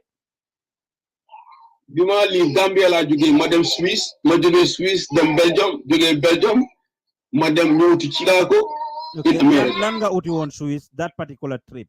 What did you go to Swiss for? Because that's the only flight available. So time of flight be available at the time the Gambia was only flying directly from Banjul to Dakar, from Dakar to Geneva. Okay. So amulo one ben reason you just were trying to leave the country time but decide that was the only airline who don't joge from Gambia. So naturally that's the only airline I can take. It's just your Limabuga established moi. Did you leave Gambia intentionally that particular time to come to the United States and seek political asylum, or were you on a mission to Geneva or to the United States or somewhere else? Nga talk banlasi. Danga jog purposely na damadem man purposely pull Gambia. Okay. That's it. That's the only reason. Okay. There is no other reason. Okay. Legi Yeah. yëfi xaalis boobu noonu mooy woon sa reason. Ban xaalis. Xaalis bi nga wax ni the counterfeit money 35 naka xaalis bi No. 3 million bi and all of those things. No. Reason si nga joxe sa resignation letter bi according to your testimony reason si nga joxe. Dafa resign. Okay. You see, you are confusing. Dang ma ne ma lu tax ma génn Gambia, right? Wow. Okay. Dama decide on at that moment ne damay this is it. This is the end of the road with me and these people. So the only way ni ma mënoon a génne out of Gambia at that material time mooy ma jël flight and get out of the country. Okay. So did you have a diplomatic passport or something? At that time, yes. So you travel with your diplomatic pass? There is, what else can I travel with? Okay. So Lolo was something that was always in your possession and you can travel anytime without clearance? Or did you have clearance? I don't need more clearance. Man da man took it without even government fail me a time. Man do man to Gambia more than 1 week. I was always in and outside the country. Okay. Understand that? So need more clearance. But then that could have been official, but this was an unofficial trip. That could have been official, or Yaya Jammeh was in the picture, or Momola assigned this particular time. It was your own thing, right? So it was not official trip. The modern gainer because I decided that I leave this country. I was going to leave and leave the Afprc. So that's it. I would any other reason. I would where are you heading with all these questions? Did you tell Did you tell anyone that you were leaving? Yes. No, who did you tell? Of course, my immediate family, my wife, and I'm on a discussion with Yankubu Ture a day before I leave. And you told Yanks that you were leaving? I told him the commander Nyohobai cancel. I told him very categorically clear. And what was his reaction? Well, he was depressed. He was depressed. There will mom in conversation. I can tell you. Is not right. Jeffy Korok Cisse and mention moko affaire counterfeiting bi ak but wax na ko affaire corona ko xam nga and I just don't want to go into details with man ak suma conversation as far as I am concerned. I'm not need to know. Some things he doesn't need to know. So man at my level time as a friend you have to leave these people because you xam nga ci dina dugal ëllëg ci biir dingo ampul layeko and the people and do dafa ñaaw. Understand nga mané ko mon lay korobi I am dead against it. I am 100% dead against it. So lolu I mean you feel the lay korobo no you think that has anyway dina ñëwaat ci lolu sa bay ma kara lolu be later. So you left on the 3rd of October from what you said, and then on the 12th is when you submitted your resignation to the council, which you have sent to all the foreign missions in the country, from what you said, and to the press. And all the journalists. And to the press. All the media, yes. It was never published, right? So sorry, agency, ngena the unbridled arrogant attitude of the vice chairman, my Captain Edward Singate. He was cocky and all the things that he was doing. And also his involvement with TK Motors, the titling of TK Motors. What do you mean? What does man later correct me on the TK Motors. It wasn't TK Motors. Man, I'm not later kuma informed me. Do want TK Motors. Rise with Nico Momon was Serval Ahad. No, I need to correct that. Honestly, there was an error. Well, man, I couldn't know the difference. By Hamnane, ki mom TK Motors. Edward dafa amon personal grudge against him. Moy Tariq Musa. Wow, mom dafa hate on that guy. He was really trying to set him a trap, pull hotco or do something bad to him. So maybe that was in my mind subconsciously. Not I'm been for TK Motors, but it was not Rise with TK Motors Momoko. Serval has no more Rise with. Okay. This was a known fact. In fact, somebody called him was involved in that operation. Momoko informed. Munema do TK Motors. Serval has the one. Munema Malo with Daraj to go on. New Edward they don't fin. They just wanted to undermine this guy's business. Well, so you mentioned lulu ne lulu moy one of the reasons. Yeah, Benen reason binga johe ngene the kidnapping and unwanted arrest of Lamin Wajwara. yeah. What was the connection? I mean, what has that got to do with you? Why would that be a good reason for you to leave? Because these are serious human rights abuses. I wasn't comfortable with. Okay, I in was Wajuara's not comfortable. testimony and other people, Wajuara's whereabouts wasn't known at the time. Nobody he Yeah. was incommunicado, but you knew that Wajuara was arrested. Temungi won sen loho. Nemungi won janjambure yo hamon galulu. Man binyo arrest wajuara man nekuma won si dëkk bi. I wasn't in the country. Okay. Legi yo naka nga xamé lolu because ñu bari ñu ngi Because doon wax ñoom ñoo ma ko wax ñoom seen bopp ñoom ñoo reveal this information to me. ñom ñola wax ne ñepp Edward ay waaj. Singate and Yaya Jammeh ñoo reveal this information. In fact, not particularly Edward Singate. Ñola wax ne Because la ñom yeah, Wajuara mu ngi Nema, all these things I know Oman Jai, the Fudon Buga, and all these things are coming up. And now you are testifying in the commission. So all these things were there. So Dr. Omar Njai, mom touch on what has that got to do with you? Nothing to do with me. One year Edward Bimok over here, I was shocked because later I'm again shocked. Man hamo kan moy Dr. Omar Njai. But later I discovered it, don't mean Mudu Musa Njai. Understand?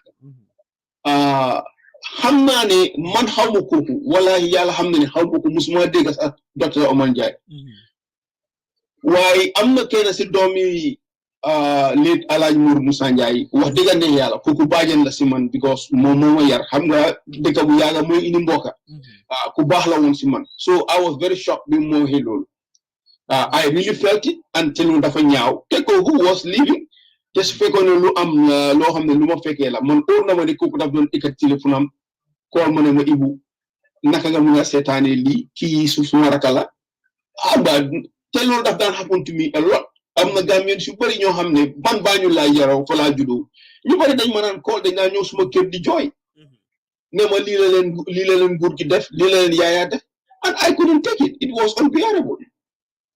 It was not something loo xam ne dafa easy one to me. Wawa Ibu ni la ko gaay laaje rek yow at no point though you did not mention yo fi xaalis beeg yooyu noonu yëpp yow you are using reasons about other people that have nothing to do with you. You were involved with some dubious activities by Yaya Jammeh or you championed some dubious activities for Yaya Jammeh ci yo fi xaalis ci Taiwan bi jëlee $1 million dugal ko ci dëkk bi in a very unprofessional way with cash. You talked about, I mean, some of these people, the mafia group that you were dealing with, Pour Affaire Halisby, Aliu Conte, and the things that you say about these people. These are not credible people from what you said. And your some of testimony be like nila that trust on Gaya Jame, ngene yo trust lo Yaya Jame. But you knew all of in this. The beginning, look, what is to trust about? Lee was a government. Understand that? It wasn't like the major small roof be majoko ya neko na trust na small roof again. No, it wasn't like that. Yaya was the head of state. Okay? But so you're deep in your heart, Mr. Jallow, your consent was clear. Activities Yaya Jammeh don champion. Admission simla don yoni nga ko defal. Your consent was clear that these were, I mean, straight. You were doing this for the Gambia government and for the Gambian people. Absolutely. Mansmo consent is very, very clear, my brother. It's very clear. Defuma dara lu jala yon wala lu jala anda. Legi, how comes you did not mention anything about Yubi Halis? Sisa letter B. These are the why should I? These are the well, that is a very important. That is mentioned the Gambia government was involved in a criminal activity. When you onto this country, they were breaking the laws of this country. Michael already publicized in public. Finish a recent investigation. Just answer my question. Man, I'm not here to answer questions. You are the one that has been interviewed. Unfortunately, questions is to answer. But agnumunti deme. Reason singa johe you involved directly could be here say linga wax affaire doctor Omar Njai affaire Wajuara. These are things that you were told. You did not have any physical evidence of them, matter of fact. No, my brother, you are mistaken. Man, I was a contemporaneous witness. Hamgalita, I was the spokesman of the Afprc. Okay. By right, logically, I need to know what is the backdrop of what was going on information yooyu soo ma ko joxee you make me a contemporaneous witness. soo demee nga rey nit soo demee nga rey nit yow Ousmane nga rey nit nga ñëw ne ma nga call ma suma kër ne ma Ebou Jallow dama rey nangam you make me a contemporaneous witness because you confess to me. Okay, fair enough. Legally.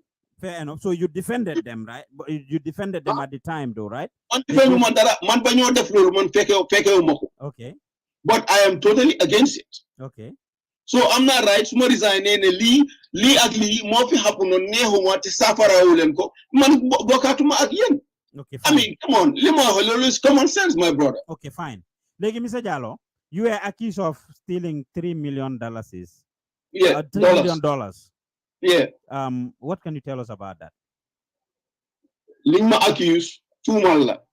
Man dem court bi mu ne Yaya Jammeh testify si court bi. Lim wax yëpp ak Gambia government liñ wax yëpp ay duuli kese lañ dañoo fen. Am na a court judgment bu leer nañ si ay tubaab an impeccable court from a respectable country. Wax nañ ne man sàccuma butu from Gambia. So I don't know what you are talking about. Yes, you know what I am talking about because Lia Lembe Reumi. I was very young at the time, 1994, Mangi grade 4 at Farafenye. Okay. Mangi primary 4 in Farafenye. We listen to the news and we hear them say the spokesperson of the Alliance for Patriotic Armed Forces Provisional Ruling Council, Ebou Jallow, dem na ak juróomi million. Ñun suñ future yow loolu nga doon buga yaaka di si niñ ñu ko waxee. The way it was presented. Yeen seen future. The way it was presented. ñi ma sosal ñoo ko yaaka. The way it was presented. Look, depuis Yaya Jammeh bi mu toogee fee ñaata fen la fen. November 11 lan lañ waxoon. Te dañ waxoon ne de wose ñi dañoo ñëw coup. Koro Cissé lan la Yaya wax prince mi waxu ko ne ko Jawara moo ñoom Jawara ñoo rey Koro Cissé. Du dëgg. So okay listen to me xaaral dégluma so yow ñooñu fen nañ du benn yoon du ñaari yoon du ñetti yoon ñu ngi fen yëpp yow yëpp nga tegee ko boor waaye man fen biñ ma fenal loolu nga bëgg a taxawal sampal ko mooy dëgg. Sampaluma la dara de yow laay interview suma interview ñeneen ñu involve. Ok man la nag man yaa ma xam nga nag ma laaj. Ma ne la dañoo fen Gambia was lying. Okay. Am naa kayit yu wér am naa kayit from a court. Ne li ñoo wax fen la. So that case is over. It's finished. Amuloo dara loo si mën a tee wax. Okay. Yow ñaari cases moo doon go on concurrently in Brussels. According to your testimony, Bernabe was it's Switzerland. Switzerland. Wow, sorry for the mistake. Bernabe was a criminal case filed against you by the Gambia government, and the other one was a civil case filed against you by Yaya Jammeh. This thing is wala nga bregal ñuko down. Because the thing is, this not case be Niko Ekati in Gambia was Edward Singate. Edward Singate bima resigni bima bindee ne moom moo rey Koro Cissé loolu moo ko naxari mu jóg dem use transfer xaalis bi because of loolu daf ko naxari woon moom xamutoon dañ ko ci boole wutoon dañ ko keepoon out of the loop in the whole transaction mu use loolu mu foog ne man dina ma mun a man dama def dafa suspectoon rek waaye xamut ne xaalis bi was transferred for Yaya Jammeh understand nga. So we requested the Gambian government, you request with the Swiss government, when you block that account. Nyom hamun won the account be Yaya Jammeh moko mom because the account was a number account. But because Smutur Mufa as a power of attorney, by law, bank bidding ample freeze that account. You understand? Then go ample full block. But we realize Yaya realized ne Halis be later. Mu bëgg withdraw xaalis bi ñu ne ko xaalis bi dañ ko block because of yéen request nañu block all this account. Yaya nag si la jógee mu am pour lawyers ku ñoo ooyee Fawd Said kooku mooy woon di fana mooy woon consular Gambia bi in Switzerland. Kooku moo dem jël a private lawyer pour ñu jéem a seet ñu def li ñoo ooyee sequestration. Understand that? Because of amna power of attorney, so freeze account bi man mënon na claim ne xaalis bi was part of the money belongs to me because my name was in the account as a power of attorney. So suñ defut on this civil case ni kon yaaya du mun a jot si xaalis boobu nag la yaaya jot bi gaay unfreeze that money on his account loolu lañ dem jël ñu ne waaw xaalis bi Ebou Jallow jëloon bi sàccoon indiwaat nañ ko but that's a lie. You see, there are a lot of things you have you cannot understand it. Because the information and the evidence, they are lying to the Gambian people. Besides just sitting and saying this, if you are accused of anything in a court of law, it is your responsibility to prove your innocence. By submitting evidence. Didn't I do that? By submitting tangible evidence. You are just telling us now. No. My brother, just do justice to me. Didn't I go and man hana court be clear? I give you man jonala evidence nela court be munela man jëluma xaalis. Yow léegi what are you talking about? Okay. So court be munela jëllo xaalis. Léegi the civil case bobu naka la mujjé? Civil case bi wax na la. Civil case I had a power of attorney because being requested to block the account, then could block. The whole account was blocked. So now you institute a civil case to sequester the money. Sequestration, no more then go set aside. It's not blocking it. To make sure man do have access to that money. Okay. Because man was having access to the money. Y'all block, y'all Guinness a power of attorney, but then Yaya continue to have access. Exactly. That's what I'm trying to tell you. So I could have done that. So Ebou Jallow ñu ngi ci wéri koor te ci beginning bi baluwante ak niti axa. Yes. Gambian people still believe, a lot of Gambian people, let me qualify this, still believe ne Ebou Jallow actually have something to do with this money. Yangi or sa digante yalla, you never took any money that belonged to the Gambian people. 3 million biñ la wax yow jëluloo ko, amulo any intention, megulo any plans or any attempts to take the money, and it was recovered as it is presented. Man, my brother, them now court, Atenema, court man jeluma halis. What else do you want me to tell you? You did not make any attempts. Damala megulo ben attempt. Look, is irrelevant. No, it's not irrelevant to me. It's irrelevant to me. Is it fair question? Yes. Madam court. Yo madam court. Man I was in grade 4 when all this thing was happening. Madam court be ate man mo yo jël lo xaliss yo nga bëgga tok sa télévision on your online nga bëgga ma wax lo xamné amut. Dama la nek di laaj kay besides the court légui nañ tégué court bi bor manela.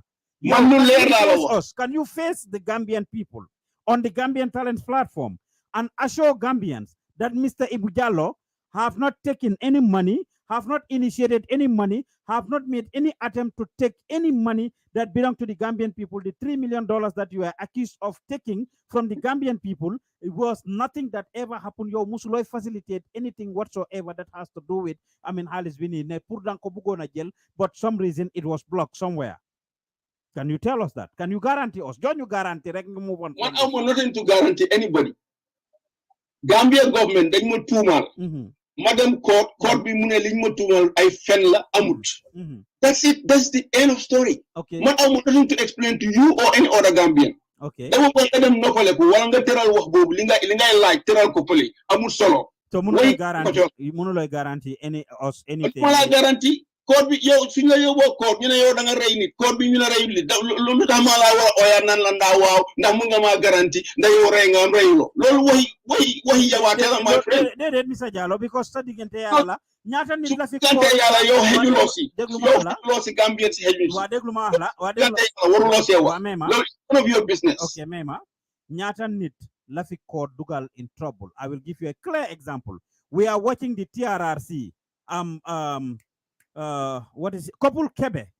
If you are following the TRRC, the couple Kebe that was victimized by Edward Singate kum jamsi tanka beteji mungi talk tanka mbangi yahu, there is a bullet in his waist, in his body, sierra mambi beteji couple Kebe bobu. From what the testimonies we are getting, Sana Sabali vindicate nako ak mom si bopam testimony and several other people that there was couple Amadou Kebe and couple Alaji Kebe, and it was the couple Amadou Kebe who was actually involved with Yeah. the November 11 moom moo nekkoon si airport bi ba du kii waaye kii nii ndax mujjee wuñ koo téye noonu ba mu tëdda ay at biir mile 2 ba tey bulletin si yaramam bi te kooku is completely innocent.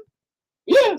waaw so ndax court du dee vindicate nit wala mu teg nit loi tegu si kaw nit te fekk boromam mu ngi innocent wala loi clear nit te fekk boromam mu ngi guilty. So in your case waaye li ma la laaj yow sa diggante ak yàlla yow nga wax loolu because court bi mun na laa vindicate based on evidence yi gaay am te fekk you are not clear so moo tax ma ne la yow sa diggante ak yàlla ndax yow yaa xam loolu yaa ñu mun a wax loolu. Money, man awma dara to tell you. Gambia government ñoo ma accuse yóbbu ma court ma dem court ma answer fa mbaxana nekkee benn court bi àtte ne I am not guilty li ñoo wax ay fen la Gambia dañ ma fenal dañoo sos that's the end of story man awma nothing to that is over loolu kenn mënu koo change ba àdduna tukki you cannot su ma diggante yàlla nag yow Ousmane Diop yow xëyuloo si te doo ci mun a xëj bu commencé xëj ndax Paul nga